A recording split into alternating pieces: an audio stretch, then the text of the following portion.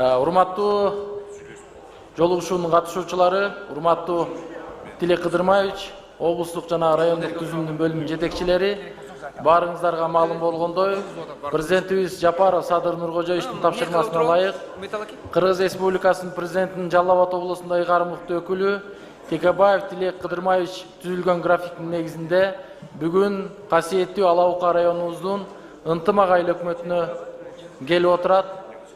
Куш келиптирсиздер дейбиз. Баарыңыздарга өзүмдүн атыман жана Ала Бука элинин атынан терең ыраазычылык билдирем. Урматтуу жыйындын катышуучулары, тынч болуп койсоңуздар, дагы бир жолу сураныч. Кадырлуу коноктор, анда эмесе сөз Кыргыз Республикасынын президентинин Жалал Абад облусунда ыйгарым укуктуу өкүлү Текебаев Тилек Кыдырмаевичке берилет. Бисмиллахиррахманиррахим. Ассаламу алейкум. Бүгүнкү жыйындын катышуучулары, Кыргыз Республикасынын президенти урматтуу Садыр Нуркожоевич Жапаровдун тапшырмасына ылайык бүгүн Ала Бука районунун ынтымак айыл аймагынын тургундары менен жолугушуп отурабыз. Бүгүнкү жыйынга облустук мамлекеттик органдардын, мекеме, ишканалардын жетекчилери да катышууда. Аларды сиздер менен тааныштырып өтөйүн. Сабырова Жапара Жумадиловна, Жалал Абад облустун сотунун төрайымы. Ишеналиев Турусбек Куатбекович, Жалал Абад облустук прокурору. Асанов Марли Сурапекович, Жалал Абад облустук ички иштер башкарманын башчысы. Чоробеков Ерлан Чоробекович, УКМК Жалал Абад облустук башкарма башчысынын биринчи орун басары. Шекенов Чынарбек Мадамбекович, өзгөчө Кырдаал министринин Жалал Абад облустук башкарма башчысы. Таштемиров Абдулхаким Маматкулович, прокуратурага караштуу сот аткаруучулардын кызматын Жалал Абад облусу боюнча башкарма башчысы. Тынчыраак болсок, тынчыраак. Кадинов Эмиль Тайырбекович, Жалал Абад бажысынын башчысы. Жангазиев Бакыт Зарылбекович, мамлекеттик чек ара кызматынын Жалал Абад облусу боюнча башкарма башчысы. Эмилбек уулу Нурлан, Кыргыз Республикасынын коргоо министринин Жалал Абад облусуна өкүлү. Таалай уулу Нурбек, Жалал Абад облустук капиталдык курулуш башкарма башчысы. Алиев Азизбек Касымбекович, Жалал Абад облустук архитектурдук курулушту контролдоо боюнча башкарма башчысы. Кадыров Дастан Максатович, Жалал Абад регионалдык шаар куруу жана архитектор башкарма башчысы. Телтаев Эрнис Мавзудаирович, президенттин иш башкармасына караштуу транспорт каражаттарын жана айдоочулук курамдык каттоо боюнча Жалал Абад аймактын бөлүм башчысы. Жээнбеков Максат Беккелдиевич, Кыргыз Республикасынын иш башкармасына караштуу Жалал Абад облустук архив кызматынын башчысы. Ермеков Канжарбек Миркасимович, экономика жана коммерция министрине караштуу монополияга каршы жөнгө салуу кызматынын Жалал Абад аймактын бөлүм башчысы. Карабаев Орунбай Жолбосович, экономика жана коммерция министрлиги аймактардын аралык башкарууну Жалал Абад аймактын бөлүм башчысы. Ербаев Муратбек Сыдыкович, энергетика министрлигине караштуу энергетикалык көзөмөл боюнча кызматын Жалал Абад облусу регионалдын башкарма башчысы. Усенов Сүйүн Турсуналиевич, Жалал Абад электр тармактарынын ишканасынын башкы директору. Абдукаримов Мирлан Абдувахапович, Кыргыз Телеком. Салиев Раушан Айтыкулович, жерде жүрүүчү жана суу транспорт жана департамент Жалал Абад аймактын башкарма мекеменин жетекчиси. Бердикулов Абдыкалык Боронбаевич, транспорт жана коммуникация министрлигинде жол чарба департамент караштуу Жалал Абад областынын номер 6 аймактын башкарманын жетекчиси. Долдоев Талайбек Анарбаевич, ичүүчү суу менен камсыздоо жана саркындык суулардын чыгаруу өнүктүрүү департамент түштүк регион боюнча өкүлү. Манапов Алмазбек Мамаджанович, Жалал Абад башкы суу чарбанын башчысы. Махматчынус уулу Өмүрбек, Жалал Абад облустук үй-бүлөлүк медицина борборунун директору, облустук саламат сактоо тармагынын координатору. Ураимов Рома Каныбекович, Жалал Абад облустук кызматтын иш аракетин координациялоо милдети жүктөлгөн Жалал Абад району аралык оорулардын алдын алуу жана мамлекеттик санитардык эпидемиологиялык көзөмөл борборунун башкы дарыгери. Усенов Кеңеш Жумабекович, Бекмамат Осмонов атындагы Жалал Абад мамлекеттик университетинин ректору. Ергешев Шайырбек Маматович, Жалал Абад облустук билим берүү усулдук борборунун директору. Жолдошев Раушан Ашралиевич, мамлекеттик ипотекалык компаниянын Жалал Абад облусу боюнча өкүлчүсүнүн жетекчиси. Урматтуу жыйын катышуулары, Ала Бука районунун ынтымак айыл аймагында 2025 жылы ичинде аткарылган иштер жана 2026 жылы аткарыла турган иштер тууралуу маалымат берүү үчүн сөз Ала Бука районунун мамлекеттик администрациясынын башчысы аким Абыкеев Темирболот Асаналиевичке берилет. Рахмат Тилек Кыдырмаевич, урматтуу ынтымак айыл өкмөтүнүн тургундары, 2025 жылда аткарылган социалдык объектилер боюнча негизгисинен 6 объектке 75 миллиондон ашык акча каражат жумшалган. Ошол боюнча негизгисинен токтолуп өтсөм, Көкташ айылындагы 20 орунду оорукананын курулушун аяктоо боюнча жергиликтүү бюджеттен 18 миллион сом бөлүнүп, курулуш иштери толугу менен аяктаган. Бирлешкен айылындагы 50 орунду балдар бакчасынын курулушуна жалпы 27,5 миллион сом каралып, анын 10 миллион сому райондук өнүктүрүү фонду тарабынан, 17,5 миллион сом жергиликтүү бюджет тарабынан каржыланып, 2025-жылы 7,5 миллион сом өздөштүрүп, курулуштун 80% бүгүнкү күндө аяктаган. 3 миллион сом ички инвентарларга берилген. Чоң Сай айыл аймагында жабык типтеги футбол аянтчасынын курулушуна жергиликтүү бюджеттен 10 миллион сом бөлүнүп, объект пайдаланууга берилди. Теңге айылындагы спорт залынын курулушун аяктоого 11,3 миллион сом жумшалып, курулуш толугу менен аяктады. Кош Болот айылындагы орто мектептин 2-корпусунун капиталдык оңдоодон өткөрүлүп, жалпы сумма 9,4 миллион сомдо өздөштүрүлдү.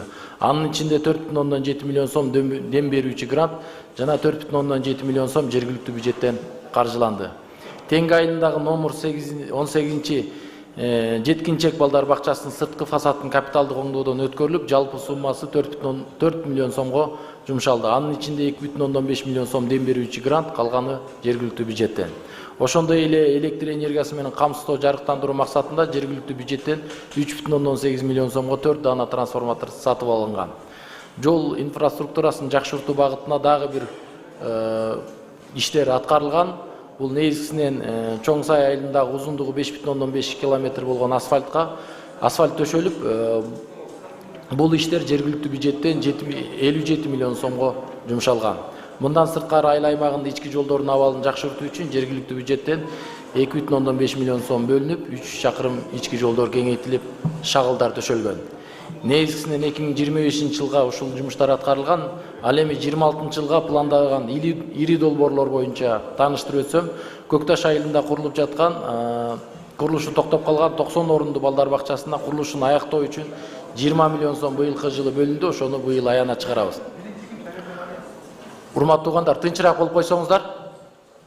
Экинчиси, Бирлешкен айылындагы 50 орунду балдар бакчасынын курулушу аяктоого 9,9 миллион сом каралган. Муну буюрса бүткөрүп, ошол бала бакчага биз дагы 3 миллион сомго ички инвентарь алып берүү боюнча райондук өнүктүрүү фонддон карадык.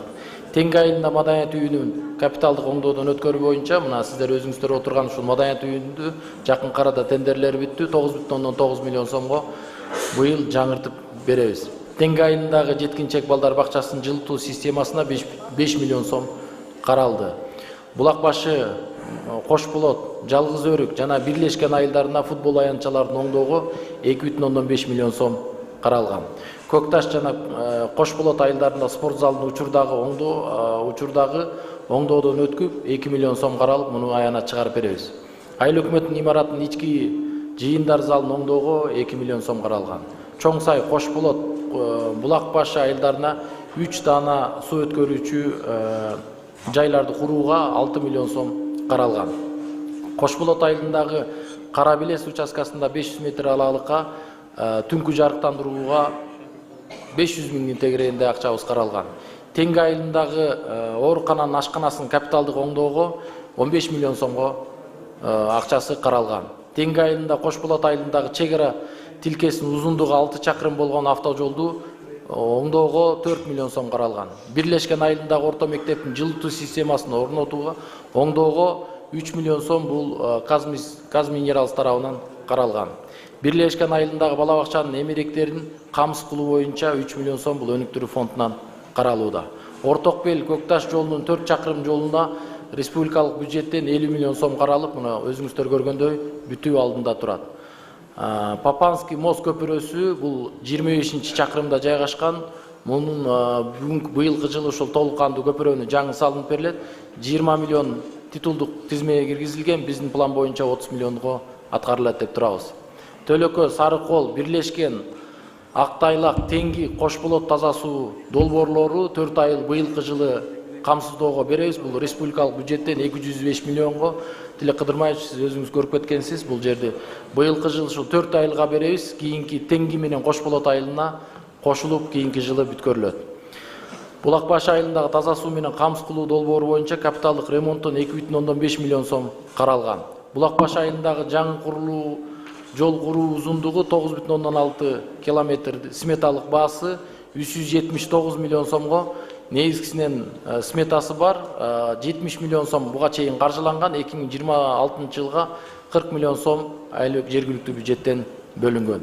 300 гектар аянтына кубаттуулугу 200 мегаваттык болгон күн панелин орнотуу боюнча бүгүнкү күндө Корея Эл Республикасынан келген инвесторлор менен сүйлөшүп атабыз. Кудайым буйрса, бул инвесторду жылдын аягына чейин бир 30 мегаваттка чейин күн панелин орнотуу боюнча иштер жүрүп жатат. Ошону менен катар 100 гектарга Тилек Кыдырмаевич, сиздердин тапшырмаңыздардын негизинде 100 гектарга тамчылатып сугаруу жыл сайын мамлекетибизден 1,5 миллиарддан ашык акча бөлүнөт.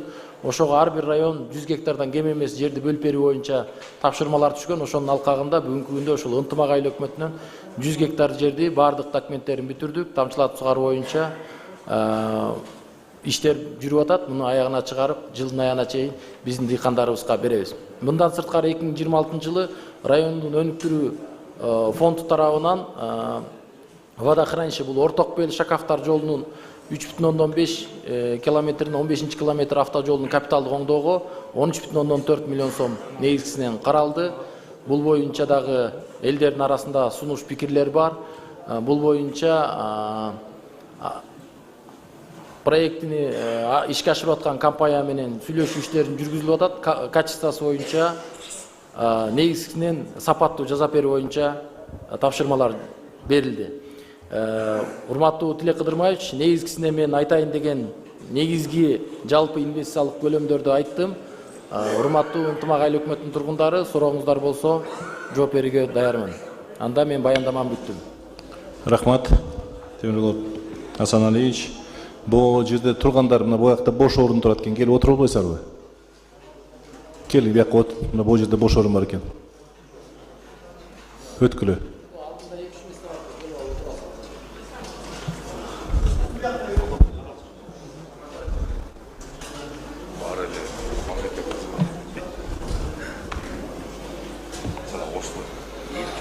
Урматтуу жыйын катчылары, анда эмесе сиздердин көйгөйлүү маселелер боюнча суроо жооп бөлүгүнө өтсөк, суроо жооптун алдында ошо регламент тактап алалык. Регламентке ошо 2 мүнөт убакыт берилет.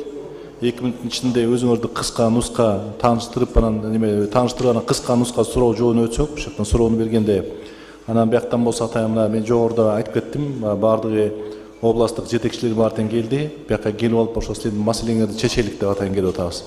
Ошол себептен болсо жанагындай микрофонго чыккандан кийин көп сөздүн да кереги жок, жана пиар кылып анан башка жандоош сөздөрдүн да кереги жок.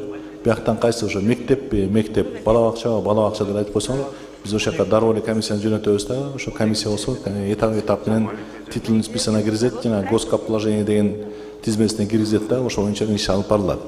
Ошондой эле жол боюнча, чек боюнча бияктан бүт кызматкерлер баардыгы силерге толук кандуу жооп берет.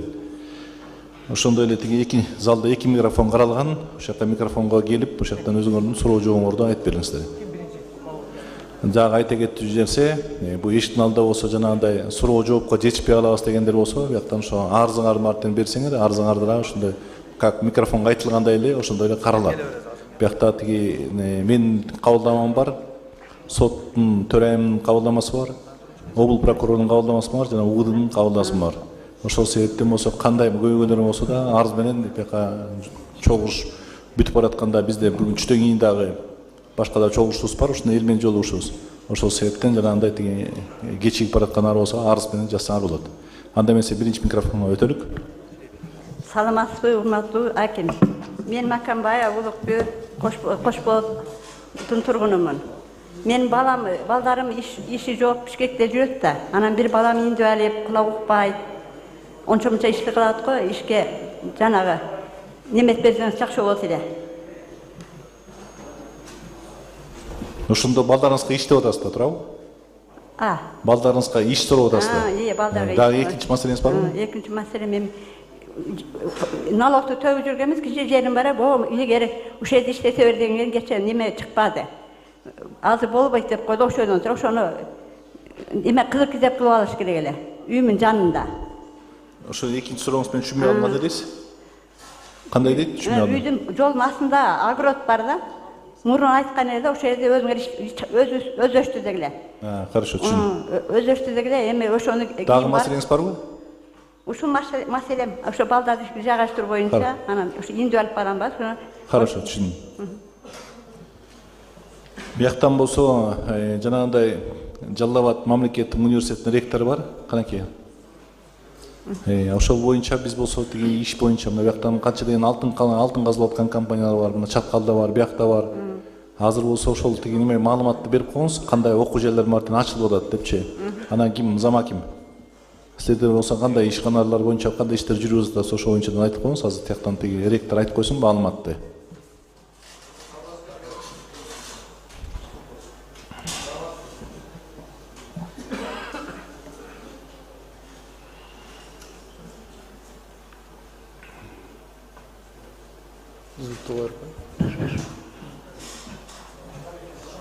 Микрофон.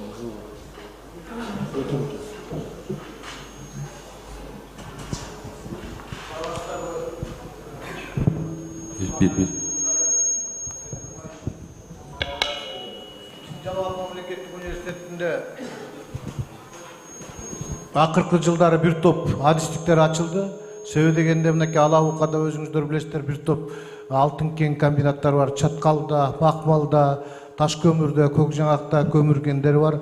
Мына ошого байланыштуу биз былтыркы жылы Кочкор Атада, Таш көмүрдө, Жалал Абадда, азыркы Манаста бүт ушул региондун элдеринин жергиликтүү кадрлар менен камсыз кылыш максатта тоо кен иштери боюнча адистиктерди ачканбыз. Келип окутсаңыздар болот. Мынакей именно ошо тоо кен эмеси аябай актуалдуу ушу Алабука менен Чаткалдарга. Бул жерде ачык иштерин жүргүзүү, жер altындагы кендерди казып алуу боюнча адистиктер бар. Кочкор Атада ошондой эле нефти газ боюнча адистиктер бар. Жергиликтүү бүтүрүүчүлөр, ушул жердин бүтүрүүчүлөрү барып окуса, келечекте иш менен камсыз болгонго аябай жакшы болот да. Андан сырткары биз мынакей Кытай, Кыргызстан, Өзбекстан темир жолу салынып атат. Мына ошого байланыштуу темир жол адистиктери боюнча бир канча адистиктерди ачтык. Себеби биринчиден ошо темир жолду куруу боюнча адистиктер, локомотивдерди башкаруу боюнча, логистика, ошондой эле жүктөрдү ошо поезд менен ташуу, темир жол менен ташуу боюнча уюштуруу деген адистиктер ачылды. Мына ушул адистиктер дагы аябай актуалдуу. Себеби деген 29-30 жылдары бул темир жол бүтүп кала турган болсо, бүт инженердик адистиктер керек болуп калат. Жөн эле кара жумушчу эмес, а именно ошол иштерди уюштура турган, башкара турган адистиктер жок. Өзүңүздөр билесиздер, Кыргызстанда темир жол боюнча адистиктер болгон эмес мурда. Акыркы жылдары гана КГУстада иштеп келген, бирок ал жетишсиз деңгээлде болгон. Мына азыркы күндө ошол бардык жерде актуалдуу болуп, Жалал Абад мамлекеттик университетинде дагы ушул адистиктерди ачып, азыр студенттерди окуп атабыз. Анан дагы бул жерде эң жакшысы эки жактан окуп, себеби дегенде Кытайдын Лянжао темир жол университети менен келишим түздүк. Ошолор менен биргелешип туруп биз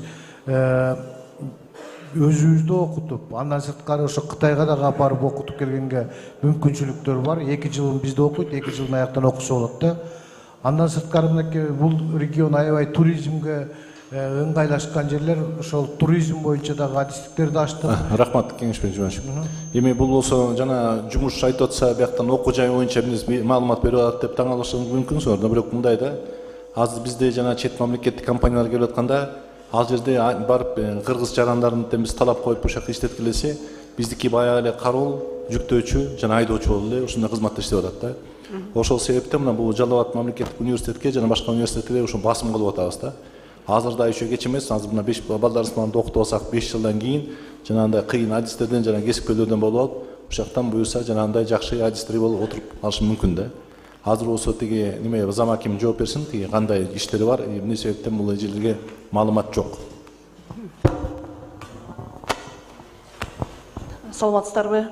Бизде азыр учурда социалдык өнүктүрүү башкармалыгында иш менен камсыз кылуу бөлүмү бар. Ошол жакка жумуш боюнча кайрылсаңыз, эгер сизге туура келсе, ошол жумуштарга барасыз. Ал эми ынтымак айыл өкмөтүндө жумуш менен камсыз кылуу боюнча баягы майып балаңызга бизде квота бар.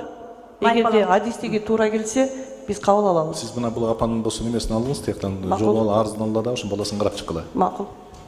Жер ижара боюнча айыл өкмөтү. Мен жарып барам.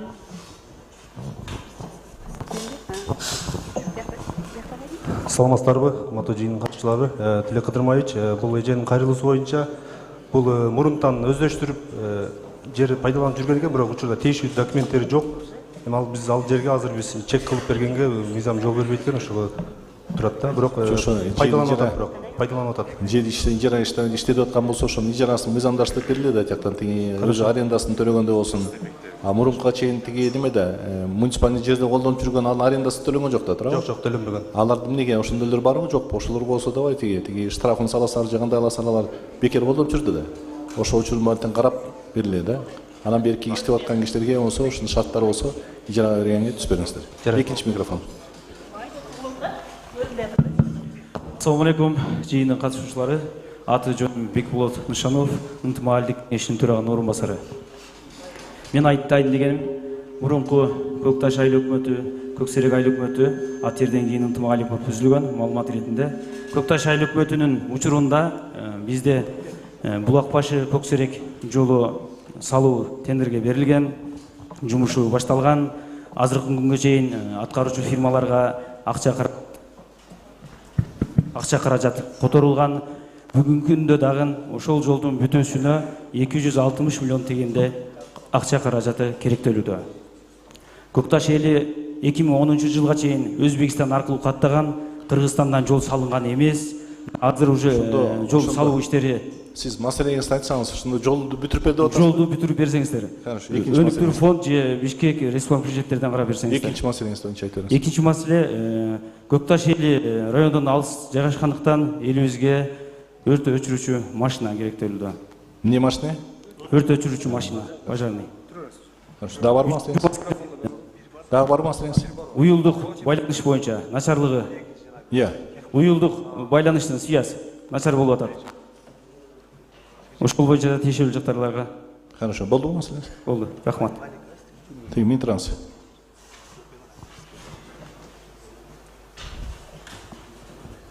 Саламатсыздарбы, жыйындын катышуучулары, саламатсыздарбы, Тилек Кыдырмаевич. Бул жолдор бизге планга кирген жумуштар бардыгы аткарылат. Менимче ички жолдор боюнча айтып атат окшойт бул. Ички жолдор айыл өкмөтү.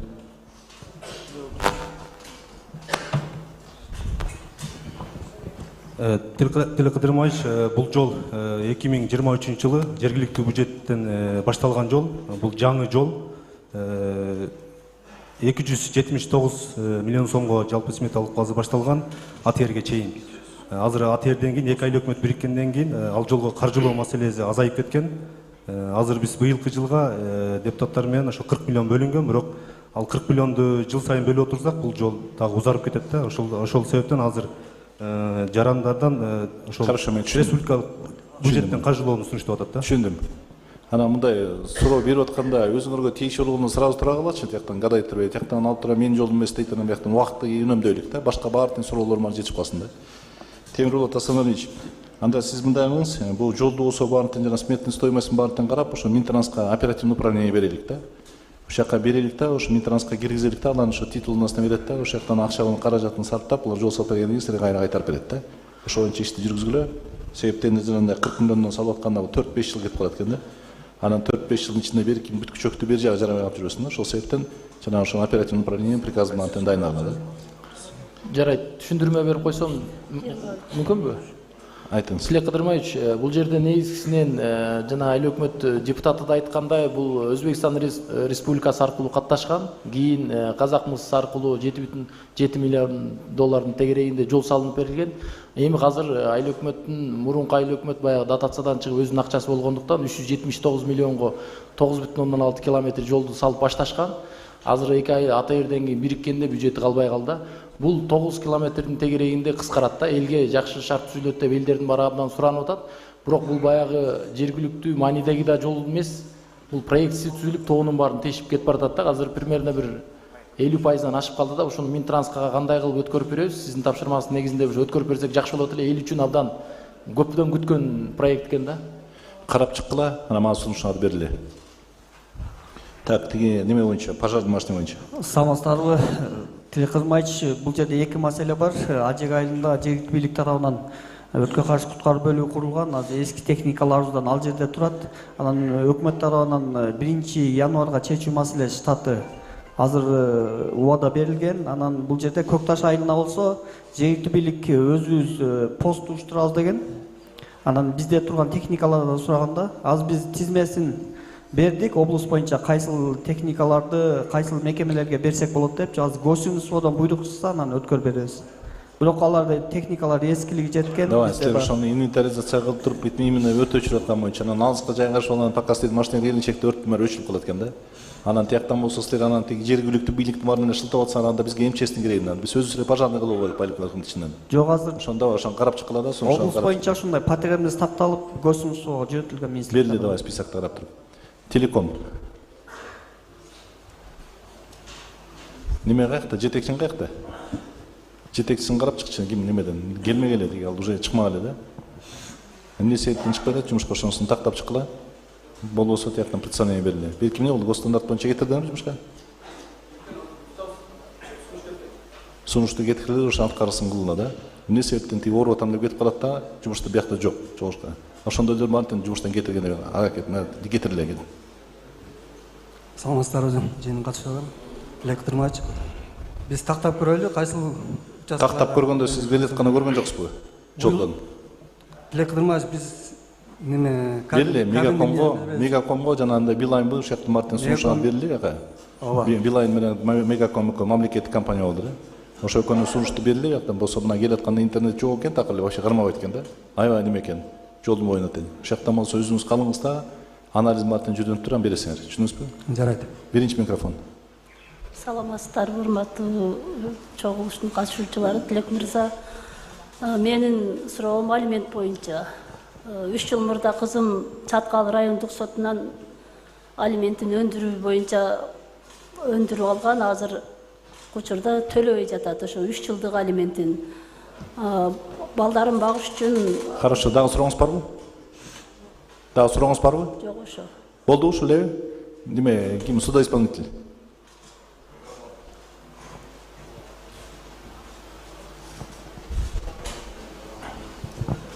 Саламатсыздарбы, жыйындын катышуучулары. Саламатсызбы, Тилек Кыдырмаевич. Бул эже кызынын өкүлү экен, доверенность боюнча. Азыр тактадык 28 майда Ала Букан сот аткаруучуларына келип түшүптүр. Оштон 30-670 аскердик бөлүктө кызматка келиптир, жумушкачы.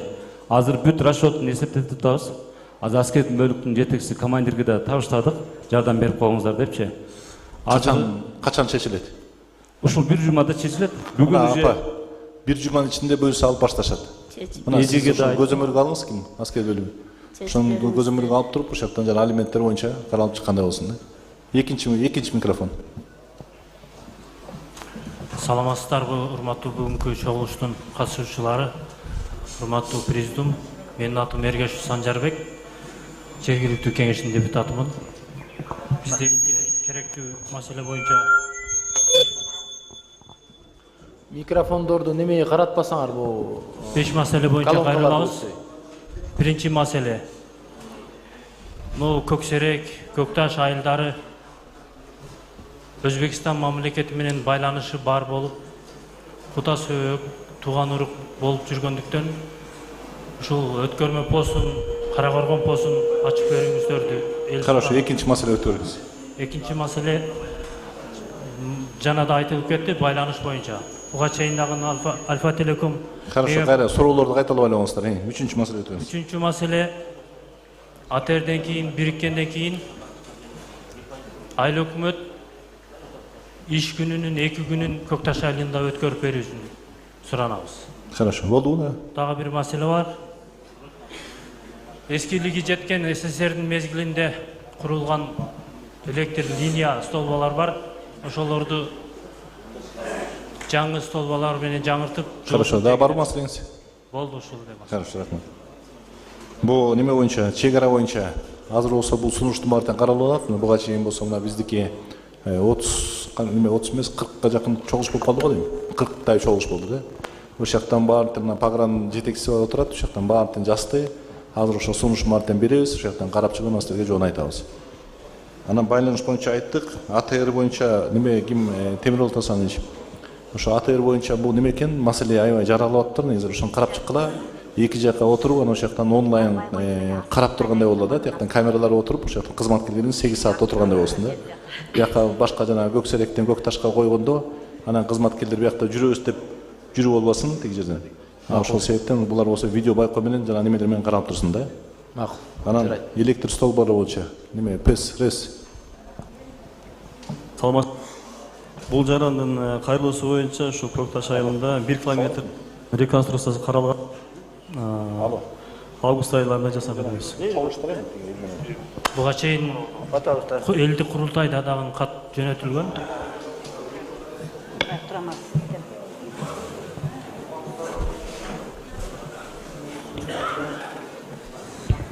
Беребиз суроону. Биринчи микрофон. Саламатсыздарбы? Урматтуу Тилек Кыдырмаевич, мен Алапкы районунда жеке мектеп жана жеке окуу борбор жетектейм. Атым Токтогулова Махабат. Мен эки маселем бар, бирок биринчи кыскача билдирүү берип кетким келет. Биз 8 жылдан бери ишмердүүлүк кылабыз. 2024 жылы биз өзүбүздүн жеке мектептин 100 орундуу жеке мектептин курулушун долбоорлоп, быйылкы жылы курулуш иштери аяктап, буюрса жаңы окуу жылда колдонууга беребиз. Частный мектеп, ооба. Частный мектеп дегениз 110 орундук болдубу? Ооба. Анан ушул жерден пайдаланып, мен Айыл банк жетекчилигине ыраазылык билдирип кетким келет. Себеби ошол долбоорубуздун ишке ашышына ушул Айыл банктан алган кредиттик каражат көмөк болду да. Анан маселебизди көтөрө турган болсок, биз мындан ары дагы кеңейишибизге бизге айыл өкмөт жер бөлүштүрүп берсе дедик эле да. Ошол маселени карап берсеңиздер. Хорошо, дагы маселеңиз барбы? Экинчи маселе, биз могу жаңы окуу жылда биз ири компания менен, IT компания менен келишим кылып атабыз.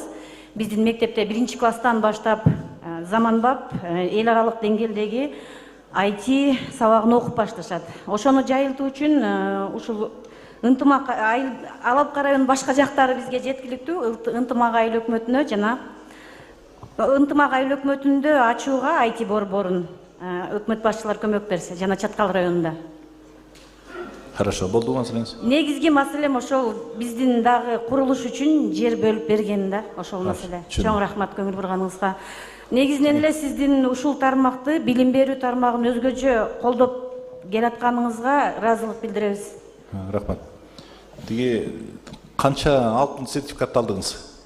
Жок, биздики азырынча башталгыч мектеп да. Башталгыч мектеп. Анан ошол толук орто мектеп болуш үчүн бизге жер керек болуп атат да. Азыркы курулган мектеп бул жеке өзүбүздүн жерге курулган мектеп. Хорошо. Быйылкы жылы жаңы ишке берилет ал. Тиги ошо жер ажыратып берсек, анан сиз ошо кредит алып кайра саласызбы? Жок, фонддор менен иштешебиз. Азыр бул жерде мисалы Орус-Кыргыз фонду да бар, дагы башка фонддор менен сүйлөшүүлөрдү уже жүргүзүп атабыз да. Хорошо, түшүндүм. Долбоорун даярдап атабыз. Хорошо. Сизге рахмат. Кечээ Алабукада жетишпей калган үчүн бүгүн бул жака келдик. Жок, мейлиңиз. Тиги неме боюнча сизге чоң рахмат. Ушундай мына салымыңызга кошуп аткан боюнча. Азыр болсо мына буюрса күзүндө жана Куба губернатора деп мугалим арасынан конкурс өткөзгөн там да, олимпиада. Анан аякка болсо частный мектептер эле ким? Абдано. Неме өкмөттүн мектептер эле. Ошондой болуп атабы? Анан анда буюрса ойлонуштуруп да ошо частный мектептерде ойлонуп көрөбүз го, ошо киргиз сунуштарын киргизип көрөбүз да. Негизи эле коомдун деградация болушу баарыбыздын көйгөйүбүз да, ошон үчүн колдоого ээ болобуз деп үмүттөнөбүз. Хорошо, түшүндүм. Анан бияктан болсо айыл өкмөт, ошо жана жер, бияктан болсо билесиз, урматтуу президентибиз именно ошо мектептер боюнча, бала бакча боюнча жеке ишкерлерди жакшы колдогула деп аткан да. Сиз болсо ошол жактан мына арыздын алып туруп, ошол жактан жакшылап карап чыккыла да. Өзүңөрдүн ошо кеңешиңер депутаттар менен мына ошо басым, билимге басым кылалык да, ошону аракет кылгыла да, ошо эжекени колдоп бериңиздер да. Анан бияктан Айыл банк, Элдик банк, анан Российский фонд. Мына үчөөтөн отурат биякта. Азыр болсо сиз чогулуштан кийин ошо үчөөнө жолугуп алып, дагы кандай шарттар бар экен, кандай немелер бар экен деп мына ушулар менен сүйлөшсөңүз, ушуларда сизге жеңил насыялар кандай экен, жана шарттар кандай жеңилдетилген шарттар бар экен, ушуну сизге толуккандуу түшүндүрүп берет. Рахмат сизге. Рахмат. Экинчи микрофон.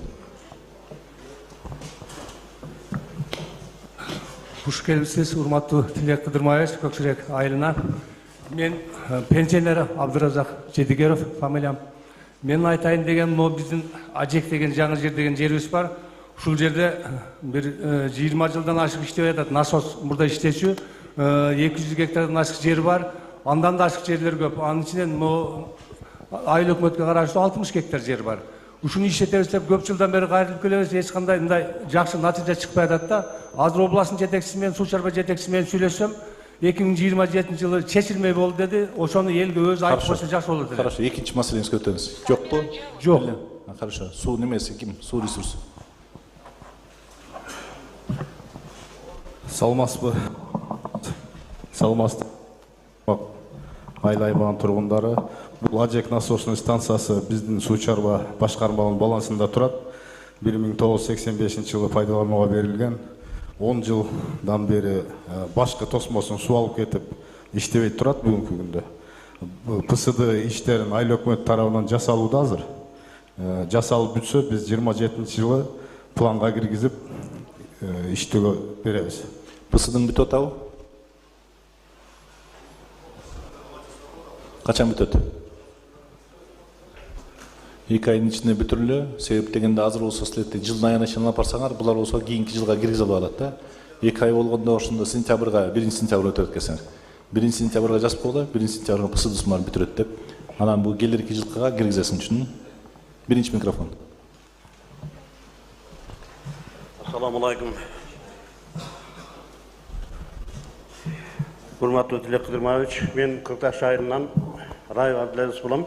Şu жол боюнча айтып кетти. Мен айтайын дегеним, şu эски жолду эскилиги жеткендигине байланыштуу. Şu капиталдык ремонттан өткөрүп берди да. Бир жан чачым болуп, өтө көп болуп жолдорда өтө бузулуп кетти. Эми devlet начальниктер балдары сүрүп атат. Акимimiz жардам берип атат, өкмөтүбүз жардам берип атат. Бир капиталдык ремонттан өткөрбөсө болбойт да. Бир каржы булагынан бөлүп берип, ушуну өзүңүз көзөмөлдөсөңүз. Хорошо. Рахмат. Болду? Дагы бар. Айтыңыз. Анан АТР маселеси боюнча биз президенттин указына эч каршылыгыбыз жок. Бизде ошо перевалашып келип, жанагы каттоо алыстык болгондугуна байланыштуу бизге жана өзүңүз айттыңыз, онлайн боюнча маселени кайра кайталап атасыздар да. 2 күн барып иштеп турдум ошол жерде. Мен айттым, буяка тапшырма бердим, аны карап чыгышат да. Урматтуу жыйын катчылар, мына суроолорду кайталап алсаңар. Ошол себептен. Анан үчүнчү маселем, бизде ошо Көкташта Жалал-Абад телеканалын вообще көрсөтпөйт да. Ошону бизге чачырат берсе, биздин айылгачы. Жалал-Абад кабарларын бир да билбейбиз. Хорошо, түшүндүм. Дагы бир маселе, банктан кредит алайын десең, биздеги жанагы күрөгө коесуңбу? Банк дейсизби? Банктан күрөгө алайын, насыя алайын десең, биздин үйлөрүбүздү арзан баада кылат да, кыскасы 1 миллиондан ашык бербей атат да. Бизде жер шартында мал кармашка, мал алып иштешке бизде шарт бар да. Ошого мисалы үчүн Алапкада ошо бир үй жай менен 3 миллион, 2 миллион ала турганбызда бизде 800 миңден ашык бербейт. Ошону эмнеге бизде казыраак коюп койгон дейм да, ошол эле мен. Хорошо, түшүндүм. Так, жолдор боюнча. Бул Оğutsay Bulak başı автожолу 24 километр. Иә. Оğutsay Bulak başı автожолу 24 километр деп обслуживать етет. 24 жылы 5 километр шагыл төгүлгөн, быйылкы жылга 5 километр шагыл киргизилген. Асфальт жол качан болот? Асфальт пока планга келелек бул жакта. Себеби гравийный жолда бар да 24 километр. Анысына 9 километр перевальный участок. Перевальный участок болуп калабы. 9 километр перевальный участоктарда муну казакмыз жасап берген жол, азыр аким айтып кеткен автожол ушул.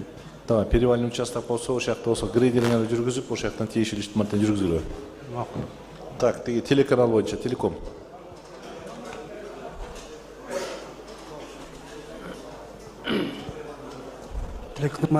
Телеканал боюнча бирде. Зал кичине тынчтанып турсаңар. Кимге дейт? Укпадым.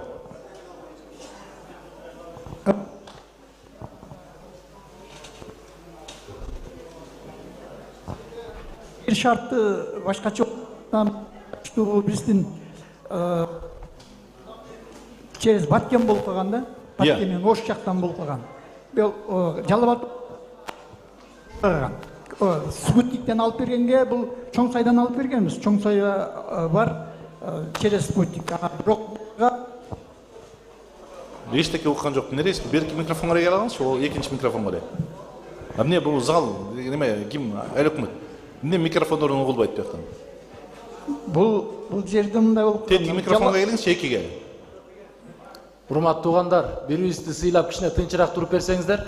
Бұлардың жер шарты өзгөчө болгондуктан бұлардың каналын Баткен менен Оштан алып бергенбиз да, станциядан бул кербенден чаткал жактан алып бере албайт. Себеби толсуп калганына байланыштуу бияктан Ош менен гана Баткенден алып бергенге туура келип калган. Силер давай азыр бияктан болсо мындай аговоркаңар тияктан Баткенден келиш керек, тияктан келиш керек деген мага кереги жок андай. Силер болсо азыр мына бул чогуштан кийин баардык регион бартын кыдырасаңар да, мына бияктан 3-4 жерден суроо болду да, мына. Башка мамлекеттин каналдары жакшы тартып атса, биздики эмнеге тартпайт? Ошо боюнча давай, ошо проблема бар деген карап чыгасыңар да, сунушун алып бересиңер да, ошо боюнча иш алып барасыңар. Түшүндүңүзбү? Анан тияктан эле техники, тияктан тартып келген проблема, бияктан тартып келген проблема деп. Ошо проблеманы чечиш үчүн сиз жетекчи болуп отурасыз. Түшүндүңүзбү? Хорошо. Биринчи микрофон. Саламатсыздарбы? Банк боюнча дейт. Азыр банк боюнча айтып коелучу тияктан. Саламатсыздарбы, урматтуу жыйындын катышуучулары, саламатсыз урматтуу Тилек Кыдырмаевич. Бүгүнкү күндө банкта күрөөлөрдү алууда атайын өзүнүн критерийлери бар и Улуттук банк бекитип берген нормативдин негизинде. Эгерде оценка баасы төмөн болуп калса, сизге талап кылынуучу сумма чоңураак болсо, бүгүнкү күндө мамлекеттик программа бар, гарантийный фонддун жардамы. Ал жерден кошумча күрөө коюп алсаңыз болот, гарантийный фонддон жардам алып. Гарантийный фонддун кепилдиги алып аткан кредиттин жарым суммасына чейинки көлөмүн жаап берет. Сиз если 2 миллион алам десеңиз, 1 миллионун өзүңүздүн залогуңуз менен 1 миллионун гарантийный фонддон күрөө кылып алсаңыз болот.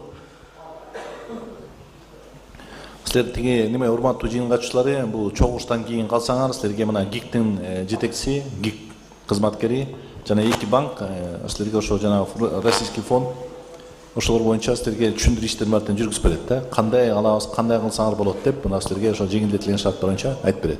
Биринчи микрофон. Саламатсыздарбы? Мен Көкташ айылынан жеке ишкер Байназарова Хафиза. Көкташ айылы 2010-жылдагы атайын өкмөттүн жарлыгы менен алыскы чек ара аймагы деген статус алган. Ал эми ошол мектеп Көкташ айылынын борборунан Орто Суу айылындагы Беделги деген участка 12 километр алыстыкта турат. Мына ошол жерде 60-тан ашык жаңы үй бүлөлөр жашайт. Ошол жерде мен өзүм мектепте мугалим болуп иштегем. 2 бала ошол 12 километрден күнүгө каттап жүрүп, 2 бала оорулуу болуп, ошо канынан айнып, кан оорусу менен дүйнөдөн кайтып калды. Ошондуктан мен элдин атынан сунушум Орто Суу айылына башталгыч мектеп салып берсеңиздер. Дагы барбы сурооңуз? Дагы бар. Экинчиси, биздин Көкташ айылына мурда Казминералс косумча компаниясы меморандумдун негизинде ресторан салуу үчүн бардык жабдыктарды алып берген. 4 миллион сомдук жабдык азыр ачык жерде турат. Эгер ошол ресторандын орду жерде трансформациялоо маселеси бүткөндө, мен ошол ресторанды куруу жеке ишкер катары курам деген оюм бар эле. Ошондуктан жерде трансформациялоого жардам беришиңиздерди суранам. Анткени Көкташ айылында ресторан жок, шакафтарга келет же алапкага барат. Тойлордо. Үчүнчү маселе, соттун төрайымына мен жеке өзүм кайрылайын элдин атынан. Бирди айтпай эле коеюн дедим. Хорошо, болду мазырыңыз. Укс, Абланов, Замаким. Үчөөңөр чыгасыздар да, ошол жакта карап чыгасыздар. Жана башталгыч мектепте кереги бар экен, кажети бар экен, ошонусун карап чыгасыздар, сунуштар бересиңиз. Анан тиги айыл өкмөт. Жанагындай предпринимательский деятельности ресторан саламдап атса, эмне болот? Эмне себептен тоскоол болуп атат? Карап чыккыла да, ошонусун берип сунуш бар. Соттун төрайымынын кабылдамасы бар, ошол жака берип коюңуз. Экинчи микрофон.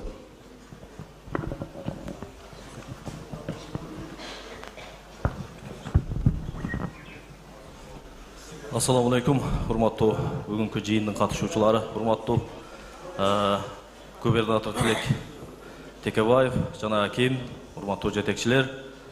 Бүгүнкү биздин ынтымак айыл өкмөтүбүздүн тургунумун мен, фамилиям Жолдошев, атым Нурлан.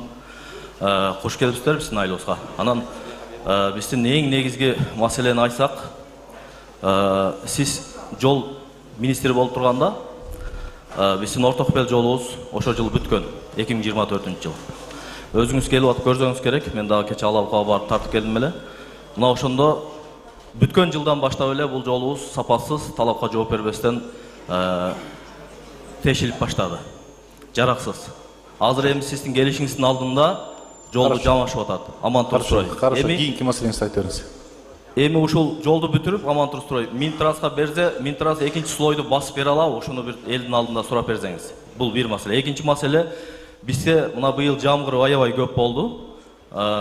Ошол азырга чейин ылайыкка суу ичип атат элдин баары. Ушу суу менен аба бизге эң керектүү маселе да, адамзатына.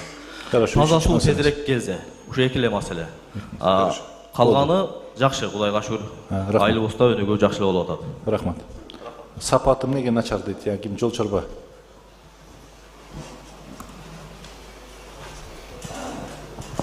Бул айыл өкмөт өзү оперативный управление 13 километр жолду алган, ошолор өздөрү кылып атат да бул жол. Жана оперативный управление алган менен сапатын бузуп коюш керек болот. Эмне себептен сапатын ким көзөмөлдөп атат? Жол эч ким көзөмөлдөйт, алар өздөрү тендер өткөрүп, өздөрү полностью контроль кылып аткан. Ким силер менен неме айыл өкмөт силер өткөздүр эле?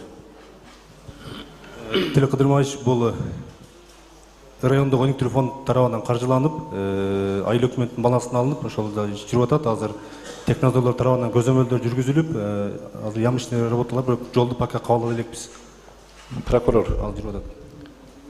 Бул боюнча жолду мына өзүңүз көзөмөлгө аласыз да, карап чыгасыздар, эмне себептен жана сапатсыз салып атыптыр. Ошончо тиешелүү чараңарды көрөсүң. Жана өзлөрүнүн салгандан кийин 3 жылдык мөөнөтү бар эле, гарантиялык мөөнөтү. Ошол боюнча кандай иштер жүрүп атыптыр, баарын тең текшерип чыгасаңыз. Таза суу боюнча. Саламатсыздарбы, урматтуу жыйналгычылар, урматтуу Тилек Кыдырмаевич. Азыр биздин Алапка айыл айбагынын ынтымак айыл аймагынын республиканын бюджеттен 6 айылды биз титулга киргизгенбиз. Биздин аким Темирболот Асанаевич айтып кетти. Бул 6 айыл Теңги, Актайлак, Биргелешкен, Кошколот жана Сарыкулот айылдары уже 60% жумуш жүрүп атат. Экинчи маселе, сиздин тапшырмаңыз боюнча Исламский банктын экинчи базасына 6 айылды сунуштаганбыз. Бул Булак башы, Жалгыз Өрүк, Көкташ, Орто Суу бизге айыл өкмөт тарабынан бүгүнкү күндө иш каздар даярдалып атат. Эгер берсе, даярдап биз долбоорго киргизебиз бул маселени. Мына ким айыл өкмөт угуп атасызбы, бүт эле маселе сизде болуп атат да. Ошол себептен тезирээк мына 1-сентябрга чейин берсеңиз, булар болсо ошо киргизет да, проекттин документациясын киргизет да, анан ошол жактан иш жүрөт да. Мына таза суу боюнча сиз кармап атасыз да. Түшүндүңүзбү? Биринчи микрофон. Салам алейкум, жалпы жамаат. Бизде ушунчалык көйгөй көп, бирок эң негизги 3 маселе бар азыр бизде. Айтыңыз. Ат жөнүңүздү айтып коюңуз. Тойчубек уулу Улукбек, Булак баш айылынын тургуну болом. Булак баш айылында эң эле орчундуу маселе бул таза суу маселеси. Бизде азыр Казминералс компаниясы келгенден бери ар кандай химиялык элементтери кошулган суулар, солярка, бензин кошулган суулар, ар кандай саркындуу суулар кошулуп атып, биз өзүбүздүн булактан жакшы суу иче албай калдык. Хорошо, экинчи маселени көтөрүңүз. Экинчи маселе. Бизге ошо Жалгыз Өрүк айылынан 8 километрге Булак баш айылына таза суу, суга суу долбоору ишке ашып, 49 миллионго долбоор жүргүзүлүп, ишке берилген. Бирок ал суу bir gün иштесе, bir gün иштебейт, же 20 күн иштебейт. Толук кандуу бүтө элек да. Аны көзөмөлдөгөн эч ким жок. Хорошо, үчүнчү маселени көтөрүңүз. Үчүнчү маселе.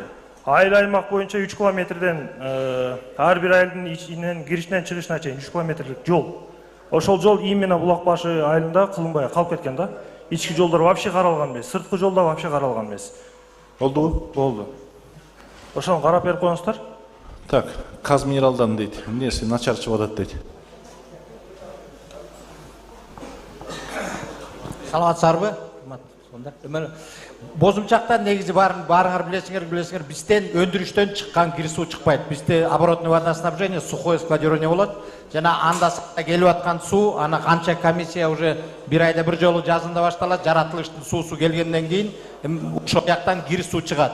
Санэпидемстанция ай сайын жана план боюнча анализин алып турат. Акыркы анализдер мындай жана ПДК немесинде чыккан, баян эже билет. Андан тышкары акыркы жолу Абдрашид менен Райым деген эки байке кайрылган. Андан тышкары келип бизден ошол жактан Алабукинский, СЭСке ишенбейбиз, башка жакка сууну беребиз дегенде Алабуканын СЭСтери келип сууну отбор кылды дагы өткөн жума 10 күн болуп калды, Кадамжайга сууну түнөттү. Бизден чыгып аткан суу. Ал фабрика эмеден чыкпайт. Эми ошол суу келсе, анализ чыгат, эми Алабукка ССК ишенбесе, Кадамжайдыкына ишенесиңер. Ошондо биз калабыз. Сиз Казминералспы? Казминералсы. Мындай ким саны битим станция. Силер коюп мен уктум силердин сурооңорду. Бияктан эми бири-бирибиз менен айтып немечи? Бияктан ким уксаңыз? Бияктан айтышканын келген жокпуз да. Анан укпайсызбы сиз мени? Укпайсыздар, мен тапшырма берип атпаймынбы? Ким айыл неме, ким саны битим станция? Сиз азыр ким прокурор? Ким неме? Экономика министрлигинин кайсы тиги? Предписание бересиңер 3 күндүк мөөнөт менен. 3 күндүк мөөнөт менен текшересиңер да комиссия ушул балан кошуп аласыздар, түшүндүңүзбү? Жарайт. Таза сууга суу боюнча дейт, ишке берилген боюнча дейт. Эмне болот деле ким неме? А тиги мурунку салынган суу боюнча эмне ал иш жүрбөй атат, тиги суу ак келбей атат дейт да. Жок, булак башчыга биз курулган эмес, эми жаңы долбоорду киргизип атабыз. Эми курулган. А бул мурунга буга чейин салынган эмне болду? Бул таза суу эмес, бул башка айылдан азыр булак баш айылына агым суу, сугат суу тартылып келген, ошол боюнча айтып атат. Сугат суу эмне иш жүргүзүп атат бияктан? Жок, бул жергиликтүү бюджеттен жасалган жумуш бул. Жасалган менен ошо тиги толук камдуу келбей деп атпайбы? Суу азыркы учурда келип атат. Болгон айылга толук жетпей калган. Биз азыр ошонун үстүнө бул планга киргизип атабыз, карап. Быйылкы жылы жасалып бүтөт да, баягы кире бериштеги туурабы? Ошентип эле так айтты. Быйылкыга биз жасадык. Кандай ресим түшүндүм? Ал башка суу. Булак башынын Жок, ал башка суу. Башкабы? Ал башка. Бизге азыр Жалгыз Өрүктөн 8 километр 200 турба менен суу келген да. 49 миллионго ал ишке ашкан. Башында же фильтри жок, же башкасы жок, 4 арматуранын моунда коюп койгон. Баягы айткан мен маселени карайм. Ал суу вообще чыкпай эле турат. Ал смета проект боюнча өзү 300 турба менен келиш керек экен. Ушундай маалыматтар бар да, тактап бериңиздер. Таза суу боюнча айттыбы? Жалгыз Өрүк, сиз айткан булак башы биз жаңы долбоорду эми даярдап атабыз. Жок, буга чейин болгон ал. Анда Ал иштебей эле турат. 50 миллион сом акча кайда кетет азыр? Жөн эле. Ким прокурор? Ушул боюнча мына таза суу боюнча да бар маалыматыңыз? Анда ошол боюнча мына арызын аласыңар ошол жигиткенен. Ошол таза суу боюнча кандай иштер жүрүп атканын ошол мартын текшерип чыгасыңар, түшүндүңүзбү?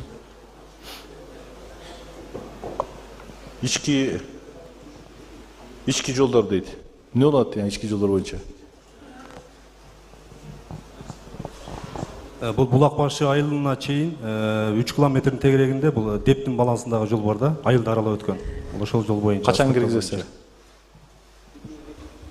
Бул жол гравийный жол, бул жерде постоянный автогрейдер ушул жерде турат, дайыма сүрүп турат ал жерде. Жок, эми ички жолдорду немеге өткөрүлөт да, президент айтпайбы? Ар бир айылдын ичине асфальтталат депчи, эмнеге киргизбей атасың? Киргизип туруп проект мартын чийгизип туруп ошол жактан киргизген болуңуздар, түшүндүңүзбү? Анан ким урматтуу жыйын катчылары? Мына силер бияктан микрофонго чыгып алып, эки ичинде маселени баарын айтып атасыңар да. Айтканда мен жазып алып, ошол боюнча тапшырма берип атам. Анан бияктан отуруп бири-бирибиз менен айтышпайлык да, убактыбызды кетирбейлик. Мен тапшырма берип алайын. Анан микрофонго келип эле ар бирөөбүз эле тиги көрүнүп калалык деп эле кыйын болуп эле тияктан сүйлөп калбайлык да. Экинчи микрофон. Саламатсыздарбы, урматтуу жыйындын катышуучулары, Тилек Кыдырмаевич. Менин биринчи сизге сунушум бар. Аты жөнүңүздү айтып койсоңуз. Аты жөнүм жергиликтүү кеңештин депутаты Мараев Бекомат. Мен сизге сунушум маданият тармагына көңүл буруңузду суранам. Себеби могу Кыргыздын калпагы азыр эч жерде кийилбей калып атат. Ошол себептен могу Кыргыздын калпагын мыйзамга ар бир мамлекеттик кызматкерге кийүүсүндө отдельный пункт кылып жазып президентке кат жолдоңуз деп суранам. Себеби айтат го, асманда жылдыз көрсөң, асманда жарык көрсөң жылдыз деп бил, ак калпак кийгенди кыргыз деп бил деп ата бабаларыбыз айтып кеткен. Ошол себептен биздин маданиятыбыз калпак менен көтөрөбүз. Ушул маселени карап койсоңуз. Экинчи маселе, АТРдин алкагына айыл аймактар бириккенден кийин биздин Көксөрөк деген атыбыз жоголуп калды да. Мурда Теңги деп аталып келген, ошол Теңги деген атты Көксөрөк кылып өзгөртүп берүүсү суранабыз. Себеби Теңги деген фарс тилинен келип, тажикче котормосу бизге тажикче түшүнбөс келет да. Нукура кыргызча ат эмес. Ушуну карап тездештирип, жергиликтүү деңгээлдеги документтер чогултулган, коомдук ул болуп өткөн бардыгы. Эми тездетип берсеңиз суранабыз да. Болдубу? Ооба. Бул эми ак калпак боюнча жана национальный кийимдер боюнча өзүнчө мыйзам кабыл алган. Аны азыр болсо өзүңүздөр көрдүңөрбү, жакын акыркы убакта мына Адла Левич да ошо биздин кабинет министрлыктын төрагасы дагы ошол жанагындай сунушталды, ошол кийимдер боюнча деп. Бул боюнча да сиздин да сунушуңузду айталык, карап ошо калпак боюнча деп. Анан жана теңир атты боюнча мына өзүңөр депутат кеңешчиге неме болот айтсаң? Бул элдик чогулуштун коомдук колтоктоо өткөрүлгөн, айылдык кеңештин кабыл алдык. Азыр биз жогору жакка ошол сунуштап атабыз. Биринчи микрофон. Ассаламу алейкум, Тилек Кыдырмаевич. Мен Көксерек айылынын тургуну Үсөнбаев Асанбай. Мен граница жерде жашаймын да. 2018-жылы Өзбекстандын пограничник иштери мени атып кеткен. Ошодон бери мен майып болуп калдым да, экинчи топтогу. Ошо ден соолугума байланыштуу мага жеңилирээк жумуш, машина айдай турган жумуш керек болуп жатат да. Ошол жагын караштырып берсеңиз. Жумуш дейсизби? Машина айдай турган. Оор ишке жарабайм. Хорошо, ким? Зама ким?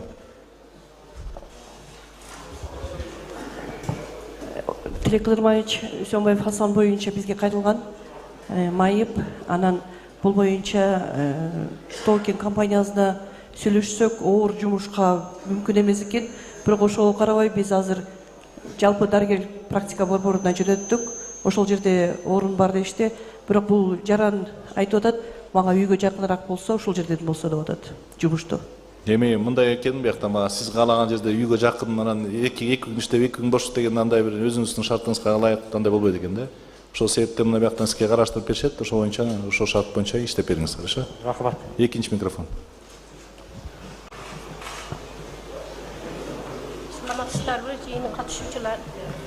Саламатсыздарбы жыйындын катышуучулары.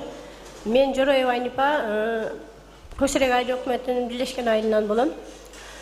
Мен жер боюнча кайрылайын дегем сиздерге. Мен экинчи топтогу инвалид Жороев Райназардын соттун чечими менен камкырчусу болуп дайындалган. Акемдин атабыздан калган үй жайды биздин өгөй энебиздин баласы баарын документтештирип алып койгон. Аны көчөгө чыгарып салгандыктан мен өзүм азыр мен менен жашап турат. Ошого ошо жерден ошо инвалидке кайрып берсеңиздер. Тиги өгөй баласы документтештирип алып турбу?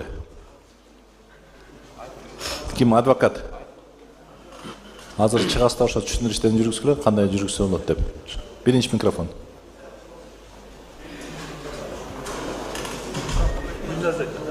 Айта бериңиз, ким биринчи микрофон?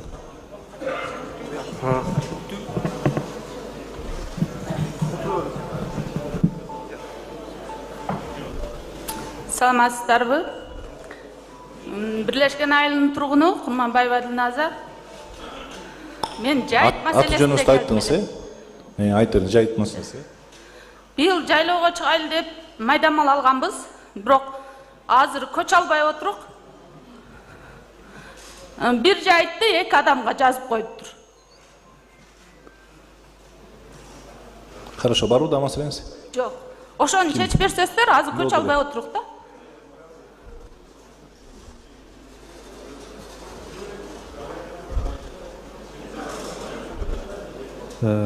Бул жайыт маселеси боюнча жарандар бизге кайрылган 2 чабан.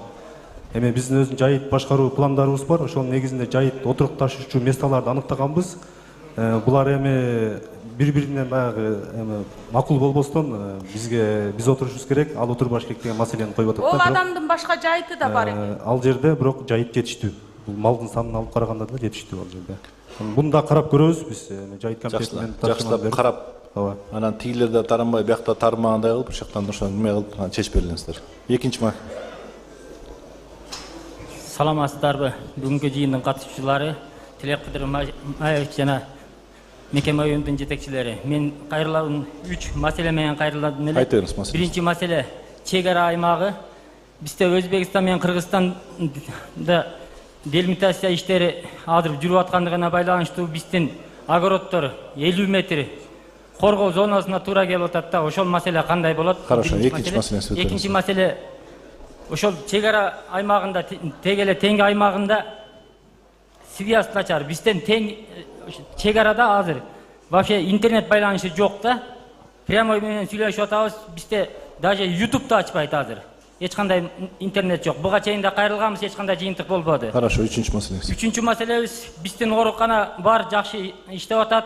Ошол жерде бизге бир скорый керек. Анан ошону менен эле бирге тез жардам кызматтык штатын ачып берсеңиздер деп суранат элек. Хорошо, болдубу? Болду. Тиги ким пограничник? 50 метр боюнча.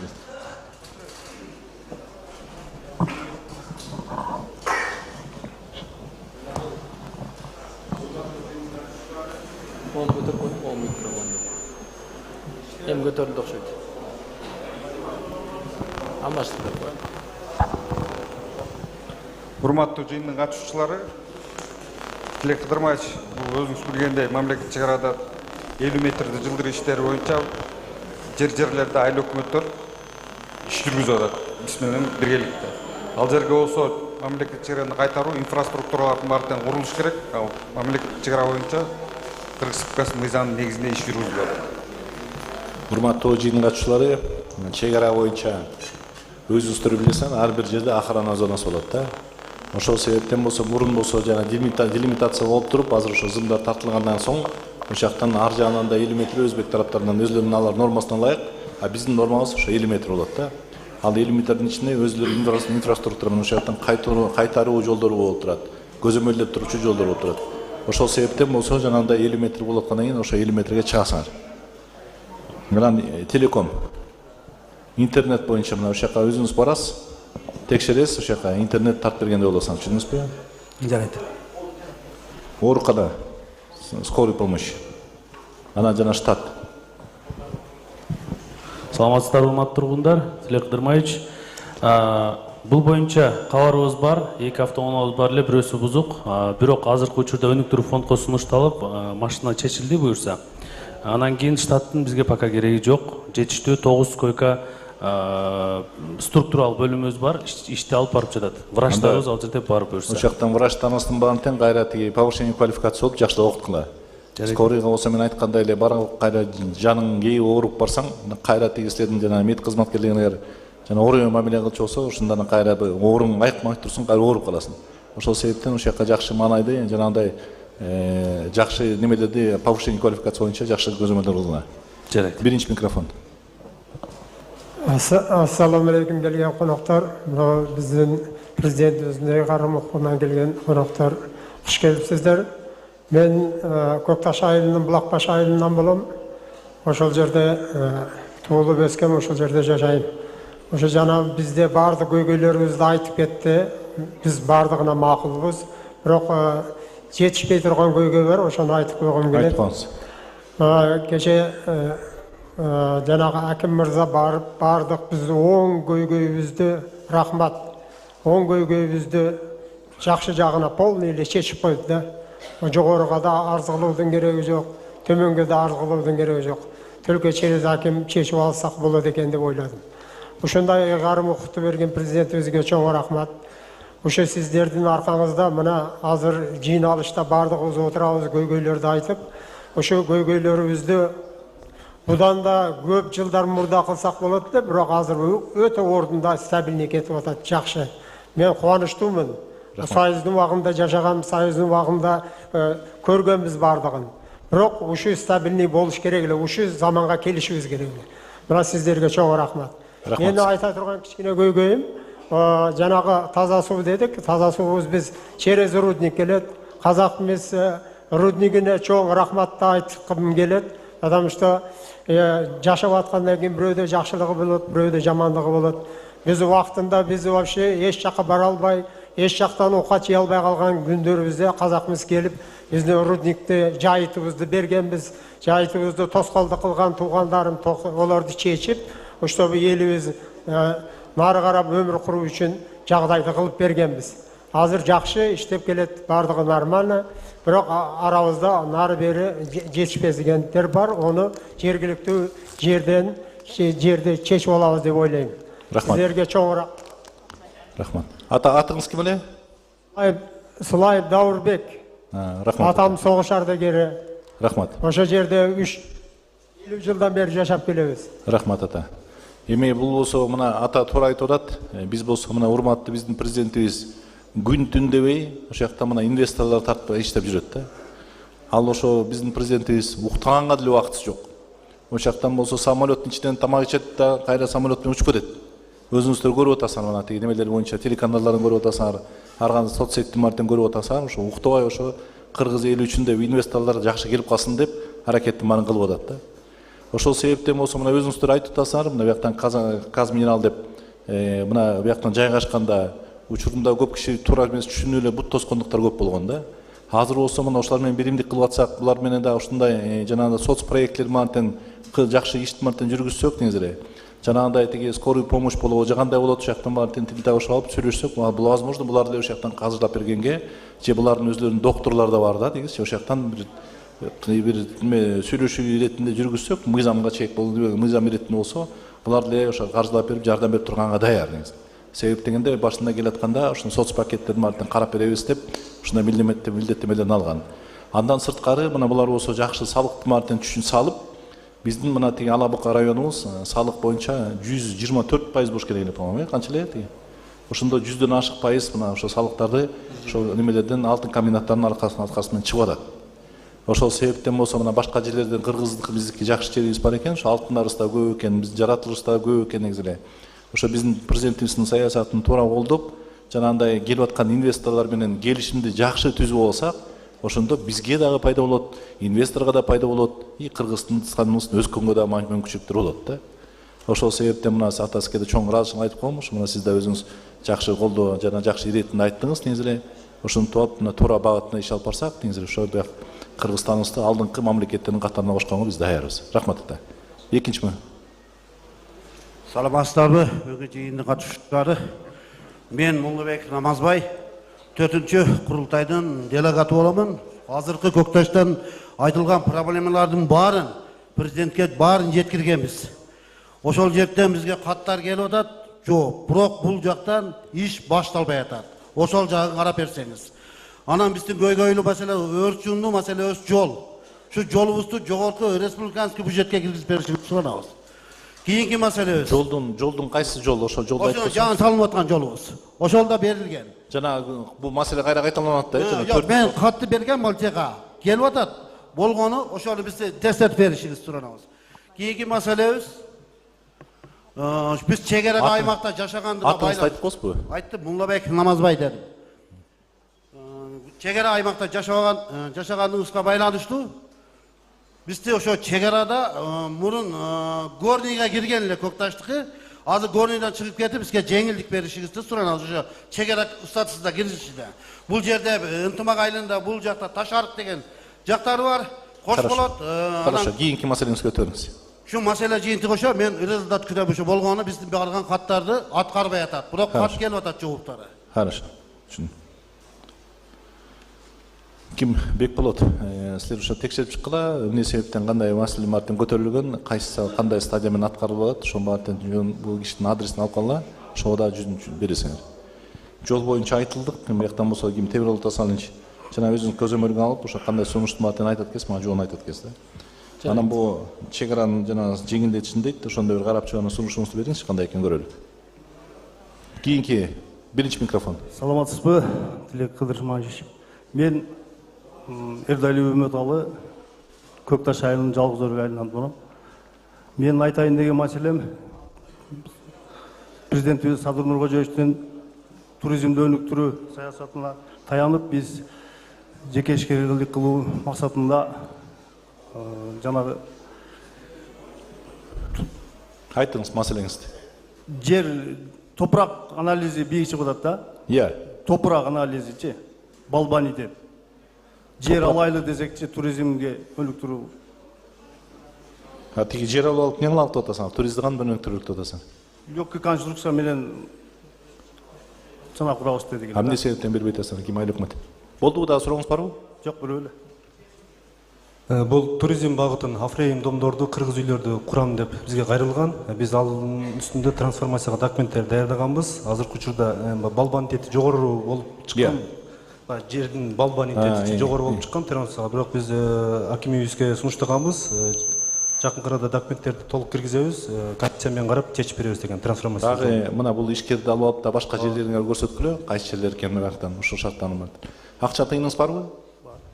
Акча атаңыз жетишпесе, мына биякта мен өнүктүрүү фондунда бар. Ошол жактан да телефон алып алып, ошо менен иш алып барып жүргүзсөңүз, биздики азыр кредит токтоп турат, бирок ошол жактан азыр кредит болсо жеңил кредиттер жана 10-20 жылга бериле турган кредиттер бар да. Археологиядан бардык корутундуларды алганбыз, бир эле ошо балбанитетке келип туруп калып атат да. 19% болсо берет экен, 23% чек болгондар меникиче. Ишкер.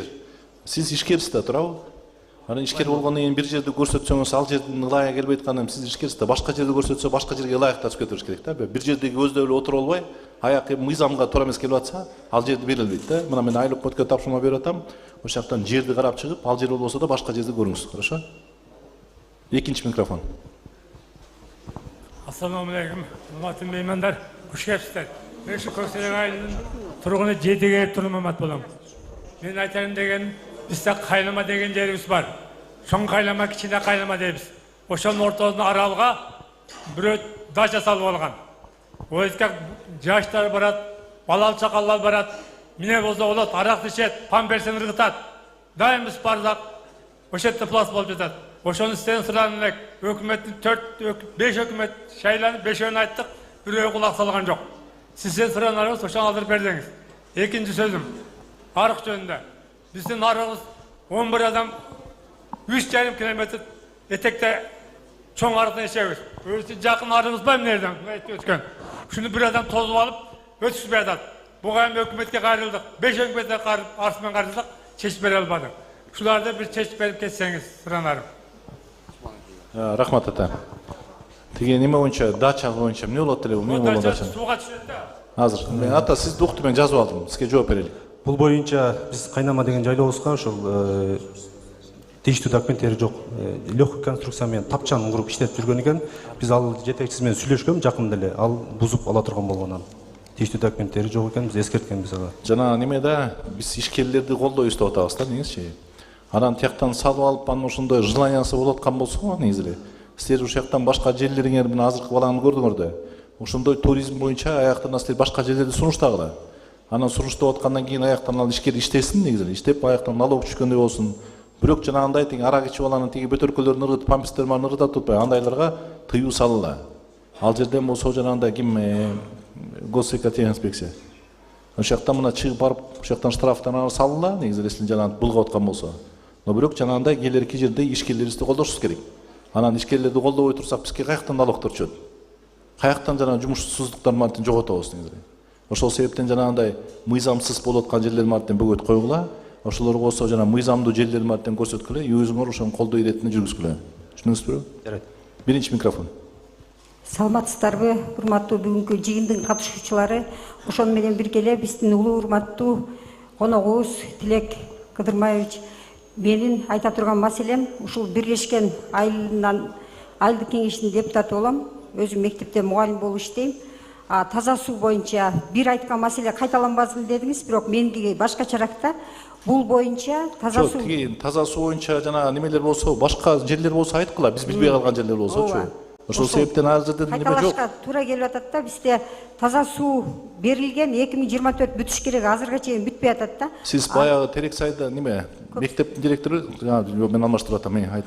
Анан мен мектепке каттаганда көрөм да, таза суудун турбаларын жайгаштырганда эми көп деле аял киши болгонум үчүн аны билбесем деле бири-бирине турбалар кийбей эле көмүп атышканда көмгөндөчү. Анан мен айыл өкмөткө деле айттым, ушул туура эмес, көмүлүп атат, болуш керек. Менин байкашым боюнча деп айыл башчыга кайрылдым, айыл өкмөткө айттым. Эртең суу чыгып кетпейт бекен ушул эме боюнча деп айткандай эле бүт жерден суулар чыгып, ачылып аң болуп калды да, качествосы жок.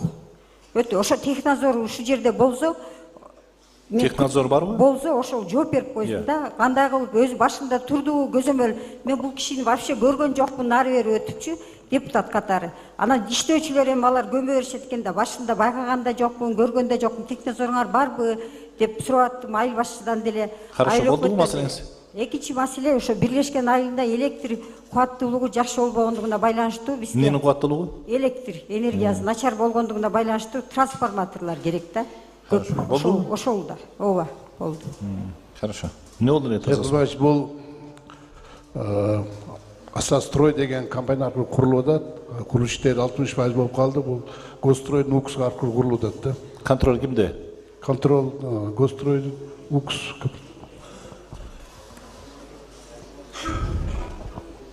Саламатсызбы, Тилек Кыдырмаевич. Жыйындын катышуучулары, бул Астастрой тарабынан курулуп атат. Өткөндө жазгамал өзүңүз да барып көрүп келгенсиз. Мен барып көрүп келгенмин. Чогуу көрүп келген. Быйылкы жылы ушу 4 айга сууну берип көтөрө турган болгонбуз. Жок, тиги жана сапатын начарлап атпайбы? Сапатын ким көзөмөлдөп атат? Сапатын технадзор көзөмөлдөп атат. Кайсы, сиздинби же тиги гаскпы? Жок, биздин технадзор. Ал жерде ар бир материалдардын сертификаттары бүт баардыгы алынат. Жок, сертификаттар болгону менен жанагындай тиги немеде труба жаткандан кийин ушунун пастелдери болуш керек да. Ооба. Жанагындай тиги неме болуш керек, 0-дон 20га чейин болуш керек по-моему пастелдери. Ошолор боюнча нормасы келбейт абы, же кандай болот? Жок, норма менен кетип атат. Бизди газга да текшерип турат, ал рейсте да катталуу. Гаск. Сиз ошону барып көрүп, көзөмөлүн баардыгын карап чыгыңыз. Проект боюнча кандай кетип атат деп. Кеттин, если проекттен отклонение болсо, штрафын арыз аласың. Түшүндүңүзбү? Жарайт. Хорошо. Жарайт. Свет боюнча дейт. Неме боюнчачы тиги ким? Гаск. Гаск канакей. Азыр бул эжекени аласыңар да, ошол жакта барып көрүп келе да. Анан ошо эжекеге түшүндүрүштү марте жүргүзгүлө да. Если жана проект болуп атса, мына проект момдай, ошо боюнча кетип барат деп, ал эжеке айтпайбы, көптү өздөрү түшүнбөйт негизичи. Возможно, ошо проект боюнча болушу мүмкүн да. Ошол себептен түшүнүп немеден баардыгын карап чыккыла, түшүндүңүзбү? Трансформатор боюнча айтып коюңуз. Бул жаранын кайрылуусу боюнча бул биргелешкен айылында быйыл реконструкция жумуштарын караганбыз, Тилек Кыдырмаевич. 1,5 километр 0,4 киловольт линиясын жаңылайбыз. Транспорттун кубаттуулугу боюнча ал жерде жаңы конуштардын кошулганына байланыштуу трансформатордун кубаттуулугу жетишпей экен чындыгында. Муну жергиликтүү айлык менен бирлешип. Мына элдин баардыгын светтерин көбөйтүп атабыз, акчасын көбөйтүп атабыз, ошол себептен жана кубаттуулугунун баардыгы жеткендей болсун, түшүндүңүзбү? Экинчи микрофон. Саламатсыздарбы, Тилек Кыдырмаевич, саламатсыздарбы жыйындын катышуучулары. Мен Көксерек айылынын жашоочусу, жеке ишкер Томуева Пардакан. Мен маселем ошол жалпы ишкер аялдардын атынан болмокчу. Бизде колонөрчүлүктө Кыргызстан боюнча биздин райондо гана тигилүүчү шырдактын шырмал деген түрүн жасайбыз. Биз бул шырмал менен көчмөндөр оюндун ар бирине барып, дайыма 1-2 орундарды алып келебиз. Мен айтайын деген маселем ушул тилекке каршы шырмалды биз дүйнө жүзүнө эмес, биз Кыргызстанга тааныта албайбыз да. Биз ошол көргөзмөлөргө алып барган убакта бул эмне шырдактын силер жасалуу технологиясын бузуп атасыңар деген бизге ушундай претензиялар коюлуп келет. Ал деген бул шырмал таанылбай калган да. Ушуну жандандыруу максатында мен ошо райондук деңгээлде шырмал фестивалын өткөрүп бергиле деп Эмилий Исаковичтин баарында сунуштап, Эмилий Исакович 2 жолу колдоп өткөрүп берди.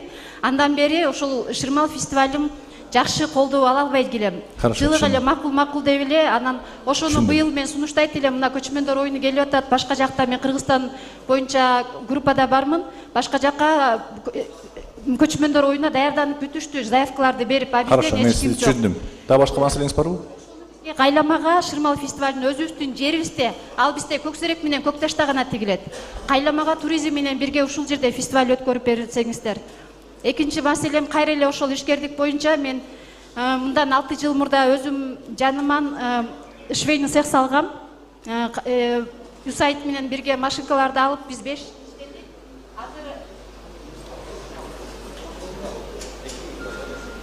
Ошол себептен айтпаймынбы, тияктан сразу эле маселеге өтсөңүз, мен жазып алам. Ошо бир шырдаг үчүн бир 3 мүнөт айттыңыз да эми? 1 мүнөт кошпой коелу. Ошол цехибиз азыр жабылып калды, 5 жыл иштеп. Эми жол кире алыс болгонуна байланыштуу Бишкектен курай алдырчу элем. Казакмыстын өкүлдөрү отурат, суранып кетет элем, бизге ошол Казакмыстан жумуш тигүү үчүн эме жумуштарды берсе. Бул маселе боюнча мен президентке да кайрылгам, кат келген. Хорошо. Рахмат. Урматтуу жыйындын катышуучулары, мына биз кечөө өзүңүздөр билесиңер, кабинет министров болсо ошо инвестиция тартылуу боюнча Жалал Абад облусу боюнча 1-орунга чыктык. Бул болсо жана 400 миллион долларга инвестиция келип түштү бизге. Зал тынчыраак болбойсуңарбы? Атайын раз тер үчүн деп чогулуп келип атпайбыз бияка. Мына Жалал Абад облусу 1-орунга чыктык инвестиция тарткан боюнча 420 миллион долларга. Бул болсо ошо былтыркы жылдырга салыштырмалуу 3,8% немеге эсеге көбүрөөк болду да. Анан биз болсо бул ишкерлерди ошол мен колдоо иретинде жана РИК деп коет бизде. Региональный инвестиционный кеңеш деп. Ошо менен чогуу биргеликте иштеп, жанагындай форум баардыгын уюштурдук да. Форум баардыгын уюштуруп, Ал жерден башында. Зал кичине тынчыраак турулачы, угулбай калат. Зал, урматтуу айыл башчы, биринчи микрофондогу биздин айыл башчы. Жөн отурсаңыз. Айтып атпайбы, сүйлөп атат бу жерде. Мына атаң силердин көйгөңөрдү чечелик деп шакка келип атабыз да. Анан ошол боюнча мына РИК деп коебуз, региональный инвестиционный кеңеш боюнча деп. Ошол боюнча мына форум бар тең өткөздүк элек да. Башында форумдарды уюштуруп атсак, ошол жактын ишкерлер мени жаман көрүштү эле да. Бул губернатор келип алып эмне баштап атат деп. Андан кийин болсо ошо кайра келип алып рахмат айтышты да. Сиз ошо башында келгенде биз сизди туура эмес түшүнүп, бу жакта эмнелер кыйнап атат деп ойлодук элек. Ошо жана форумдарды уюштуруп атканда башка ишкерлер жана чет мамлекеттен келип алып, ошо бизге кызыгып дейт, ошо биздин продукциябызды көбөйткөнгө кайра сунуштар түшүп атат дейт да. Биз ошол менен жабдууларды да чоң жабдууларды алып, ошо боюнча чоңоюп атабыз дейт да. Ошо менен кайра келип мааразычын айтып атышат да. Ошол себептен болсо биз ама ким? Сиз болсо ушулар ишкерди алыңыз дагы. Ишкерди алып алып жанагындай бул жакшы шырдактар болсо, жанагындай форумдар менен катыштырып, мына бизге атайын фонемеге туризм боюнча жанагындай ишкерлердин менен биз колдоо иретинде жүргүзүп атабыз негизи. Анан бияктан жанагындай банктар менен да чогуу биргеликте сиз сүйлөшүңүз эжеке, кандай немелер кылса болот депчи. Анан бу Каз минералга сиз айтып атасыз, ушул жакка тапшырма бериңиз, анан ушул жактан алсын депчи. Эми булар болсо жанагындай тиги тапшырма бергенде анын сапаты кандай болот экен, булар өздөрүнүн конкурсу бар негизи, өзүнүн каяктан калат деп. Биз буларга кеңеш иретинде айтабыз негизи. Бияктан ошо сапатын карап чыгып, ошол жактан өзүңөр заказыңар болсо, жанагындай биздин урматтуу президентибиз айтып атат, жана ички ишкерлер менен колдоо иретинде деп, сырттан келбесин деп. Ошол боюнча мына ушул сунушту карап чыгыңыз, ким Каз минералс. Сиз сунушту карап чыгып, ошол неме чоң кыздын продукциялары сапаты жакшы болсо, жана материалдары жакшы болсо, ошолар менен келишим түзүп алып, ошо иш алып барыңыздар да.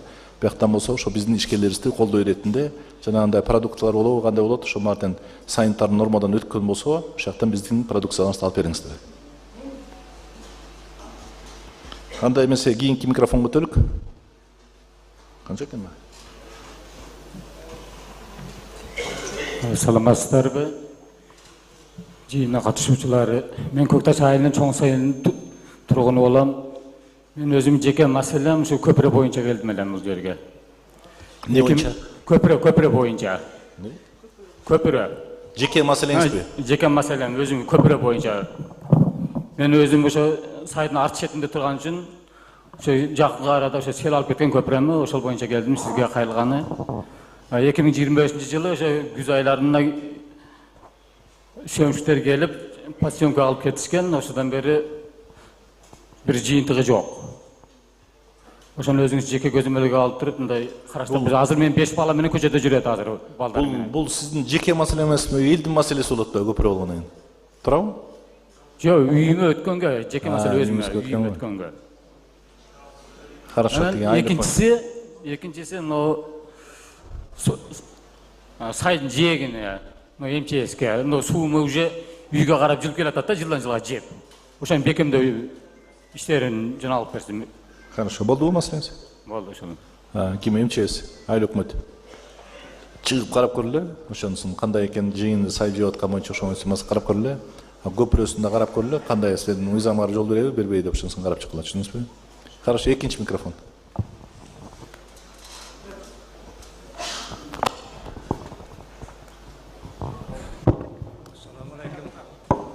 Assalamu alaikum жыйын катышуучулары. Мен көйгөйлүү маселе Төрөбеков Сүйөркулмун. Кичине катуураак айтсаңыз, бир жакка жакыныраак келип. Ташар участкасында турам. Бизде жарыктандыруу үйдө 3 ай күйбөйт. Жолдун маселеси болсо, ушун эче киредирди айттым, жүргүзүп бергиле деп, жүргүзбөйт. Сизде ошондо жарыктандыруу, анан жол маселеси экен, Ооба. Дагы маселеңиз барбы? Жок, маселе. Хорошо.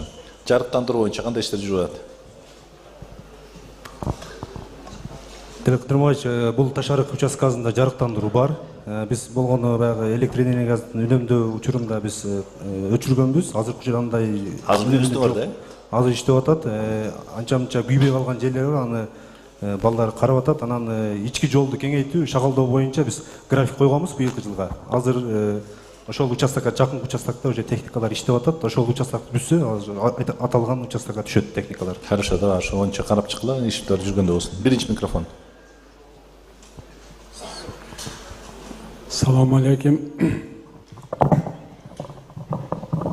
Урматтуу губернатор, куш келипсиздер Көксерек айылына. Мен Бирлешкен участкасынан Малинкур номер 3 Чотонов Абдывали. Биздин сиздерге кайрылуусун себеби мен жашым уже 70ке чыгып калды.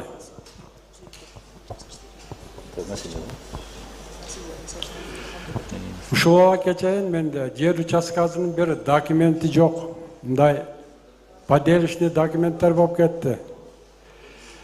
Мурда биз о Брежневдин убагында дың жерди өздөштүрүү деген маселе болчу эле. Ошондо эле жерлерди ачып иштеткенбиз. Азыр ошол арык чыгарып суу чыгарган жактарда азыр бир менен башка дагы бир 6 үй салды. Эл жашап атат, тирикчилигин кылып атат. Эми ошол жерде документтештирип бергиле десе эч ким билбейт да. Анан 5-6 аял өкмөттөн өтүп кетти мындай. Жасап бербейт да.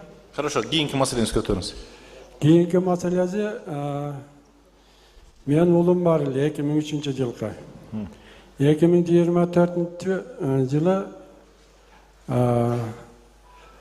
карнавал биринчи күнү ошо бир кыз менен жолугуп, анан ошол арыз жазышып эме кылган экен. Азыр ошол соттолуп кеткен да 15 жылга. Ал кыздын жашы жете элек беле? Жете элек эле, бирок мындай беген адам эмес, өзүбүзгө караштуу эле, мындай коңшу катары мамиле кылган адамдар эле. Хорошо, болдубу маселеңиз? Жок, ошону эми кандай болсун, адвокаттар жардам бере албаса, областынан адвокаттар жардам бере албады. Ошону маселесин караштырып бериңиздер, сурайынчы.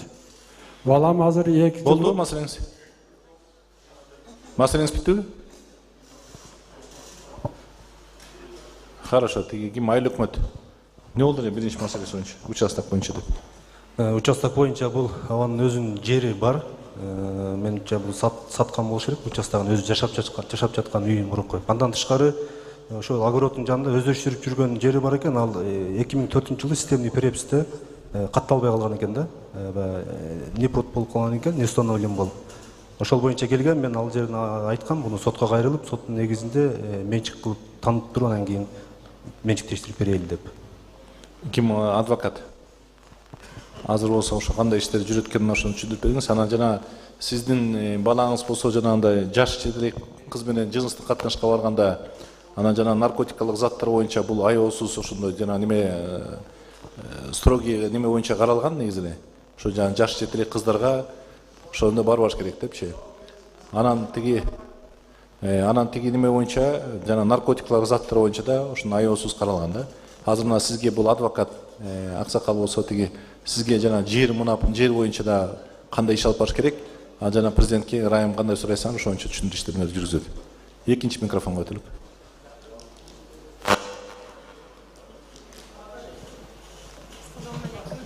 Урматтуу бүгүнкү катышуучулар, баарыңыздар куш келипсиздер. Менин биринчи көйгөйүм. Зал акырыныраак турбасаң айт, угулбай калат биякта. Мен Кошбот айыл тургуну Темирова Ширин. Менин биринчи көйгөйүм суу боюнча эле. Мына суу боюнча айтып койдуңуздар. Экинчи көйгөйүм десат боюнча.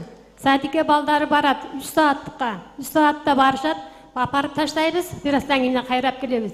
Баргандан кийин балдарыбыз кетпейбиз деп ыйлайт. Биз садиктен кетпейбиз, ушул жерде отурабыз деп ыйлайт. Кийинки маселеңизди айтыңыз. Кошбот айылында бизде 200 түтүн болуп калды азырча. Анан кийин битте кичинерээк, чаканыраак аптека керек болуп атыр.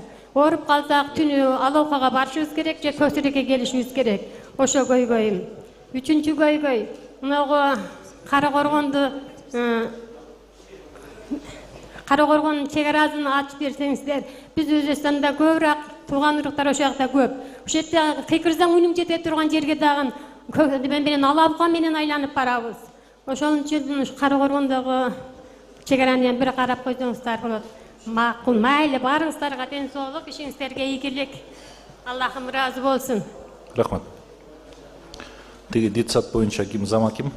Неме ким айыл өкмөт? Аблано чогуу чыгып барып карап келе, жана 3 сааттыкты эмнеге 3 саат экен? 8 сааттык кылып метке карап чыккыла. Кандай эмне себептен мына балдарыбыз болсо жашаптыр. Урматтуу жыйын катышуучулары, мына биз болсо 1,5 айдан бери жүрөбүз чогушта. 36, 30, 40 чай чогуш болду. Анан кичине 1-2 саат чыдап койбойсуңар, шум кылбай. Атайын силердин көйгөңөрдү чечебиз деп келсек, бияктан баарынан шум кылып атасыңар да угулбай алат да маселе. Биринчи микрофон айтыңыз.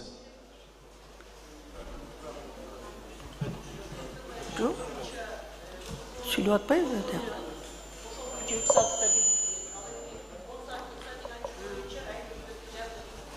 Киргизбеби? Карапчысына. Биринчи микрофон. Саламатсыңарбы, катышуучулар, жогорудан келген барыңар, саламатчылык каалайм. Мен сунушум өткөндө биздин жаңы шайланган акимибиз келгенде да сунуштагам. Мына азыр силер төрдө отурасыңар, эркектер бир эле аял отурат. Биздин мектепте Кыргызстан боюнча эле эркек балдардын агайларыбыз жок болуп баратат. Кээ бир мектептерде такыр агайлар жок экен да. Ошого эркек балдарды кызыктыруу, маянасын көтөрүү, эркек мугалимдердин санын көбөйтүү боюнча мамлекеттик деңгээлде каралбаса, тартип да билим да начарлап баратат. Эжекелер тоготпай атат балдар. Ушул жакты карасаңар. Экинчи маселем, биринчи байлык бул ден соолук.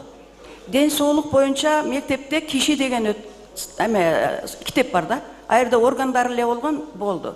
Азыр айланып кары жашын караба, болун оорулар аябай көп да. Бунун баарын профилактический катары, алдын ала катары ошол мектептеги китептин мазмунун такыр башкача кылып, ошол жердеги медицина боюнча тармакта иштеген мугалимдердин билимин пайдаланып дагы кандай көп ошол ооруларды дарылоо эмес, оорулардын алдын профилактика боюнча жүргүзүлгөн программаны мамлекеттик деңгээлде караштырып, мектепте сабак берип түшүнгөн ар бир, мисалы 7 класс, 8 класстан баштап ошолорго кандай болгондо оорубайсың деген. Хорошо, да, маселеңиз барбы? Жок, рахмат силердин келгениңерге. Ушул чечимди карап берсеңиздер мамлекеттик деңгээлде ден соолуктун алдын алуу боюнча.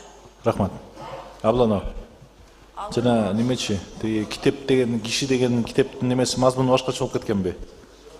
Жок, азыр адам болуп калган. Азыр ошо биздин жаңы стандарт 12 жылдык билим берүүдө эжеке туура айтып атат. Ошол биз ошо медицина, биология, химия сабактарын ошо багытты мындай коюп окутуп беребиз да, атайынчы.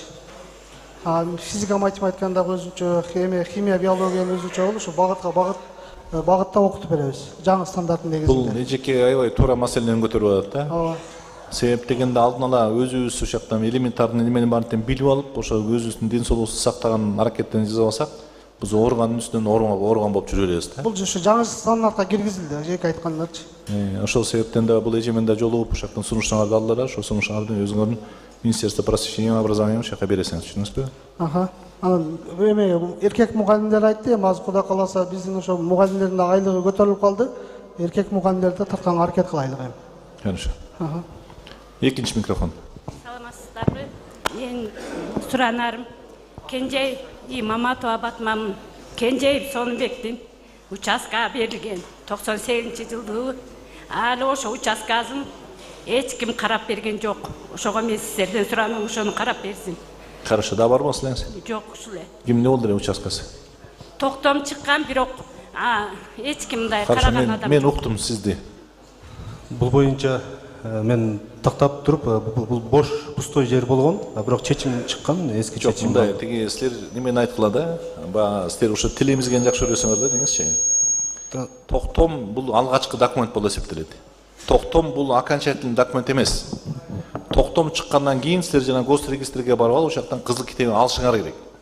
Алгандан кийин силер ошондо полный ээси болуп эсептелесиңер да. Алгандан кийин ошол жерден анан кызыл үй саласаңар да, үйдүн техпаспортун алгандан кийин силердин документтер толук камдуу болот. Азыр ошо токтомду алып аласыңар да, ошо менен өзүңөр сараңар тынч жүрө бересиңер. Бул алгачкы документ болуп эсептелет да, анан бул болсо неме да, анан тияктан госрегистр карайт дагы, бияк жер бош экен деп анан ошо башка наклад кылып бере берет да. Жок, башкага. Ошол себептен болсо жана неме да, тияктан мындай маселе барын токтом боюнча алып анан жүргөн боюнча көп кишинин баарын маселеси ушундай да. Бул өзүңөрдүн билимсиздик боюнча жана юридикалык билимсиздик болуп эсептелет да. Анан аяктан болсо мына бул азыр сен мыйзам чегинде карап көрөсүң дагы, болсо болду, жок болсо жок деп айтасың, түшүндүңбү? Биринчи микрофон. Аты жөнүм Абдуллаев Умар Али. Көкташ айылынан, айыл өкмөтүнөн алган үлүшчер боюнча кайрылуум бар. 15 сөтүк Калтамиште 15 сөтүк бөрү көрбөс участкасында үлүшчерим бар. Бөрү көрбөстөгүнү участка кылып, кызыл китеп кылып башка адам алып алган. Калтамиштегини документи жок эле бирөө бербей атат. Мен өзүм үлүшчериме. Анан бул боюнча көптөн бери ар жака жүгүрүп жүрөм. Сотко бериптир. Почти 10 жылдан бери. Хорошо, мен сизди түшүндүм. Жанагындай да, бу жактан үлүшчериңер бантен кагаз болуп аткан. Азыр жана соттун немеси тиги адвокат немеси бар. Ошол жактан чыгып мына турой кандай иштерди жүргүзөт, административный сотко кантип кайрылат экен түшүндүр иштерин жүргүзгүлө. Биринчи микрофон, экинчи микрофон.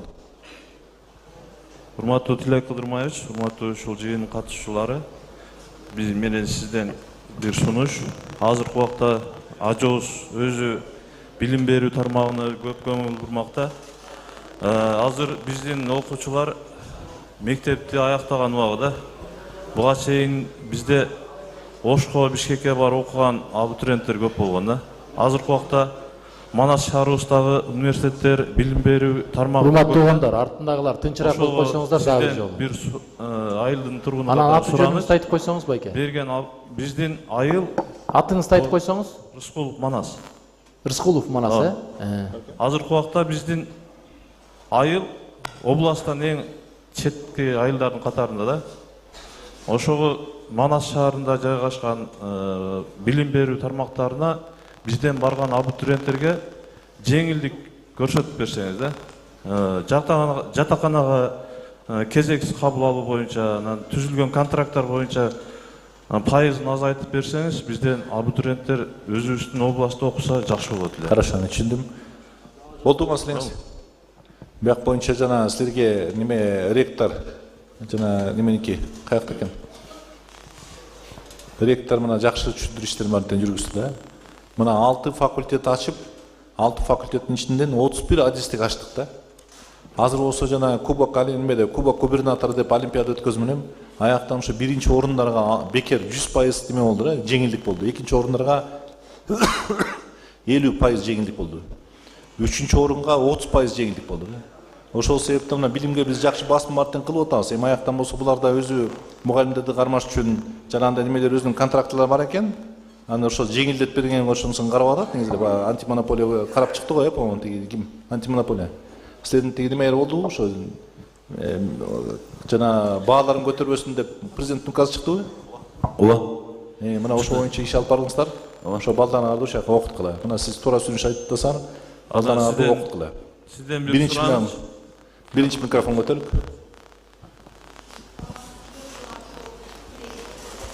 Мен Кошболот айылынын айылдык кеңешинин депутаты Зильфуза Ахмедова. Биз Кошболот айылында, биздин айылда садик жок. Азыркы күндө бала бакчага бара турган балдардын саны 70-80ден ашып калды. Ушул маселени Хорошо, садикпи? Экинчи маселеңиз. Карап берсеңиз, анан биздин айылда башка айылдардагы жерлерди иштетет. Ошондуктан суу маселеси аябай тартыш болгондуктан Суу же таза суу? Экөөтүн деле жетишсиз да. Ошондуктан бизге 2 скважина карап берсеңиз дагы жакшы болот. Азыркы күндө ошо суу маселеси бизге өтө көйгөй маселени жаратып турат да. Хорошо, болдубу? Болду, рахмат. Садик боюнча. Эми дагы бир суроом калып кетиптир, урматтуу эме боюнча. Бизде ошол чек аралаш аймак болгондуктан бизде Кыргызстан каналындагы эч тартпайт, балдарыбыз көбүнчө ошол өзбек каналдары менен көрүшөт да. Ошондуктан ушу каналды дагы Кыргызстандын каналындагы эме кылып коюп берсеңиздер жакшы болот эле да. Так, тиги садик боюнча. Ким тест? Садик боюнча жер аянты ажыратылган. Азыркы учурда айыл өкмөт тараптан ПСД долбоорлор даярдалууда. Бул быйылкы жылга бүтүрөбүз, эмеги жылкыга. Бокс кирди беле? Мына кириптир, силердин списогуңар буюрса садик боюнча. Таза суу боюнча айттыңызбы? Айтылды, Кошболот айыл республика бюджеттен болууда. суу катышуу боюнча жана канал боюнча кандай иштер жүрүп атат? Бер тыйыктан. Каналдар боюнча биз өзүбүз азыркы учурда айыл өкмөт тараптан карап атабыз. Быйылкы жылга биз 1 километр ошол Кош Болот айылына баруучу каналды киргизгенбиз. Азыркы учурда 500 метр бетондолуп бүттү. Экинчи этапка дагы 500 метр. Суу берилдиби? Суу берилди. Хорошо, экинчи микрофон. Assalamu alaikum. Төлөк айылдын тургуну Байшбекулу Пайызбек. Биз четке айыл болгондуктан биздеги көйгөйлөр каралбай калып атат. Бизде спорт зал жок болгондуктан жаштардын атынан келип отурук. Бизге биринчи очередь спорт зал керек. Долбоору бүткөн, даяр долбоор бар экен айыл өкмөттө. Болгондо жерди трансформация кылып быйыл эми жылга баштап берсе же быйыл баштап берсе. Экинчи маселеңизди айтып бериңиз. Экинчи маселе жол маселеси. Бирлешкен айылына асфальт басып берүү боюнча. Бул маселе айтылдыбы? Айтылган жок, айтылган жок. Айтылды атпы бияктан. Урматтуу жыйын катышуучулары, мындайда суроону улам кайталай бербейлик. Бул кайсы жолду айтып атат билбейм. Ошо бирлешкен Оотсай булак бас эле жол бар. Биз дагы аз карап чыктылар, ошону чогуу барып көрөсүңүз, түшүндүңүзбү? Спорт зал боюнча эмне болду элек? Спорт зал боюнча өзүңүз контроль кылып коюңузчу. Бизге вообще бирлешкен айылда сурооңузду бердиңиз. Мен жазып алдым. Бияктан эми ушундай неме кылабыз? Маданиятыбызды көрсөтөлүкчү. Мына спорт зал боюнча эмне болот? Тилек Кыдырмаевич, бул сунуш эмес, бирок көрөлү болсо сунуштайлы. Мына ПСДС барды даяр дейт да. Эмне болуп турду? Ким айыл өкмөтү? Бул боюнча 2018-19 жылы ПСД даярдалган экен, бирок жер аянты бөлүнбөй ал мектептин территориясына даярдалган экен. Азыркы учурда биз аны перерасчет кылдырып туруп, эмиги жылкыга биз киргизели деп аракет кылып атабыз. Эмки жылкыга киргизесиз, э? Ооба, эмки жылкыга ошо фондко же болбосо сунуштайбыз долбоорлоргочу. Так, кийинки суроо. Биринчи микрофон. Бүттүбү? Кандай микрофон алып койгула ал жактан? Урматтуу угандар, мына Assalamu alaikum. Жамаат. Азыр байке кой турсаңыз. Мындай кылсак, азыр 2 сааттын тегерегинде болуп калды. 35тен ашык киши азыр жазылып суроолорду берди. Кээ бирөө кайталанып атат. Ушул 2 микрофондо турган ар бириге 2ге гана адамга уруксат берели. Андан кийин жыйынтыкта биз кийинки чогулуштарга да барыш керек. Туурабы? Туугандар. Азыр сиз биринчи микрофондо 2 киши, экинчи микрофондо 2 киши, ошо менен жыйынтыктасак. Жамаат. Мен Көксерек айылынын тургуну, атым Абдырайым. Бизде эң көйгөйлүү маселе биринчи жол. Жол оңолсо ишиң оңолот дегенде мына өзүңүз Жок, кыска эле айтыңызчы, мен айтам. Көксерек айылына кирип келгенде эле жолду көрдүңүз. Кереги жок деп айтпайм. Жактан жол деп айтып коюңуз, мына жолго тапшырма беребиз. Айтыңыз. Жолубуз өтө тар. Талапка жооп бербейт. Сноз иштери кечигип атат. Ошону сноз иштерин баштап, айылыбызды баштан аяк асфальтка жардам беребиз. Хорошо, экинчи маселеңизди айтыңыз. Экинчи маселе башка жок. Тиги эмне болду эле жол? Төлөк Кыдырмаевич, бул ички жолдорду айтып атат. Аз бул айткан жаран, бул бирлешкен айылынан Казминералс Бозумчак компаниясына өтүүчү жол. Бул жолду биз кеңейтүү иштери биз этап менен карап келип атабыз. Бизде бир техника болгон үчүн ошол техника менен, график менен жолдорду кеңейтип. Ошо кеңейтип, мындай столбаларын барын коюп, тротуарлар каралгандай болсун. Ошо боюнча жакшы жол салганга жараша, жакшыраак немени салгандай болот да. Ар каналдарда болгондой болсун. Экинчи микрофон. Assalomu alaykum, hurmatli Mo'g'uliston rayonidan jana kelgan jiyini qatnashchilari. Men aytayın degenim şu bizdin Ajek ayılında ortosunda murun kalıp aylananın bardığı bizdin yer Özbekistan girip alganda şunu söyleşu yolu menen jıldırış gerek bolot da. Murun kuwakta hiç kim karabay kalıp ortada suwdu da buralbayбыз oşolardan. Birinçisi. Ekinci mesele, mınav bizdin azır jaşlar Kudaya şükür köpeyip, önügüp, uy sala turgan jeri kuruluşka jok. Sırt uçaşkasında su çıkarıp veriyorsunuzları suranabız da. Jardamdaşıp, hazırkı hükümetine jaş hareketi jakşı. Sudu çıkaralat dep men nişan alamın da. Хорошо, да, маселеңиз барбы? Анан телефондорубуз азыркы заманда свет өчкөндөрдү иштебей калат. Дагы бир өзүм маселем боюнча Sadıbakas kızı eline 4 yıldan beri 4 balazı var. Pasoğu'ya berbeyt de kayar karşılanışta olsun bilbeybiz. Berbeybiz. Çallıvat'ta uçaskazı var. Barzındaydı üyü bütken. Uşul жердин учетунда турат да. Хорошо. Болду mu? Oldu. Так, жол боюнча айтылды беле? Айтылдыбы? Мына кайра кайталап атпысың да суроону. Жана жерлер боюнча дейт. Эмне болот дейт Өзбекстан тарап боюнча деп аткан жерлер?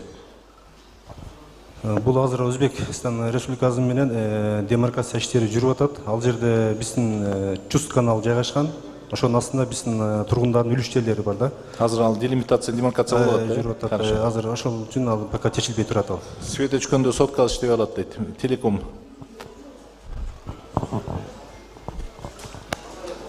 Телеком. Канча иш?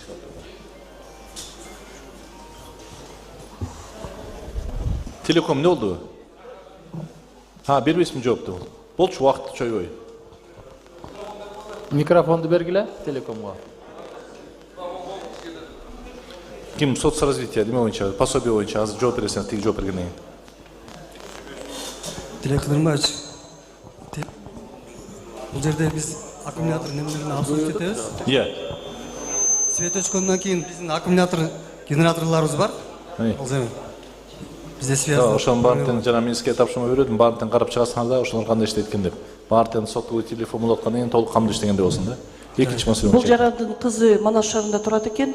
Ал бул жакка катталган менен жашаган жерден пособие чектелет. Биз чектей албайбыз. Жашаган жерден кайрылса, ал жерден без проблем берет. Хорошо, биринчи микрофон.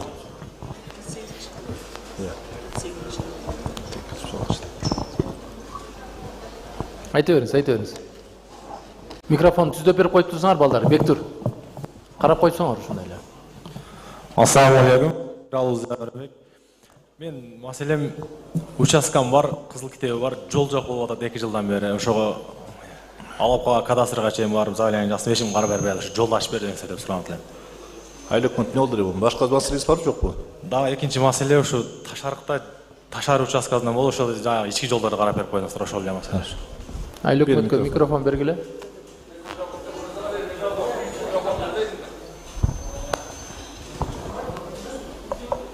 Бул азыркы айтып өткөн буга чейинки жаран Ташарык участкасынын жолу. Бул азыркы иштеп аткан участоктон кийинки бул планда бар. Бул кеңейтилет, каралат. Улам суроону кайталап алачы, кайра туруп. Жок, жана жол жок деп атат. Участкама киргенге жол жок болуп атат, эч жактан кире албай атам. Экинчи микрофон айтыңыз. Сиз мага келсеңиз, ген планда болсо биз ачып беребиз, маселе жок. Байке,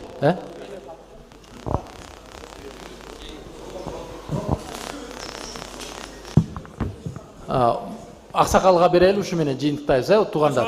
Тарымай жок. Туугандар кандай, денсаулыктар жакшымы?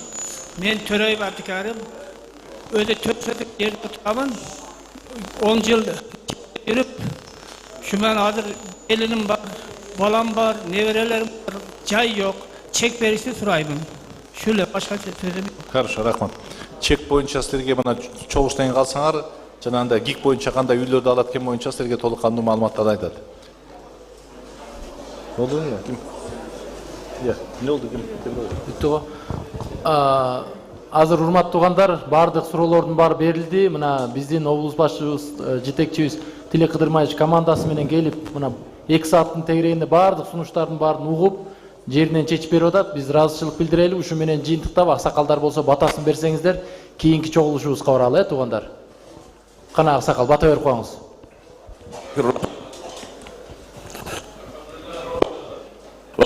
Assalamu alaikum Rasulullah. Ya Allah Taala özüge gana sıyınıp rayımız ya Rabbi. Şu dua kılıp otqanan bardığın Allah subhanahu wa taala orun sırqa kırsan saqtagın. Eldi görgen, muna bu eldi yurtun kötergen başçılar olsa iman adiletli bergen. Orundan sırqadan kırsık kırsıklarından jaman göz jaman sözlerine saqtagın ya Rabbil alamin. Kırgızstanımız mamleketi ең алдыңғы мемлекеттер болу үшін Алла Тағала нәсіп қылған. Қырғызстандың арқандай апаттардан, арқандай жамандықтарын Құдайым өзің сақтағын. Аллах сенің құлыңғысы. Аллах үшін Қырғызстанымыздың ынтымағымыз кетпесін, араға дұшман жетпесін. Ушу елдің жұрттың жүгін көтерген ушу губернаторстан баштап, президенттен баштап, ушу 40 айлы өкмөтүбүзгө чейин элдин жүгүн көтөрүп аткан башчыларыбыз Алла субхана тағала өзүң гана сактаган, өзүң буларга иман адилетти берген. Сапарларыңыздар бейкатар жолуңузда шыдыр болсун. Тапканыңыздар Алла субхана тағала берекелерди берсин. Шундай элди журтту башкартып аткан, шундай сиздерди чоңойтуп şu darajага жетишкен ата-энелериңизге Алла субхана тағала миң ыраазычылык билдиребиз. Сиздер şu darajага ата-энелериңизден атаң менен энең рахмат деген рахмат алып бергениңиздер үчүн. Мындан да сиздерден бизден өскөн ул кыздар келечеги кең El aldında, jurttan da daim yüzüңüzde жарык, орудан тышкары болуп жүрүштү Алла Таала насип кылсын. İşiңizler келгиле. Аллаху акбар. Хуш келипсиздер, Алла разы болсун.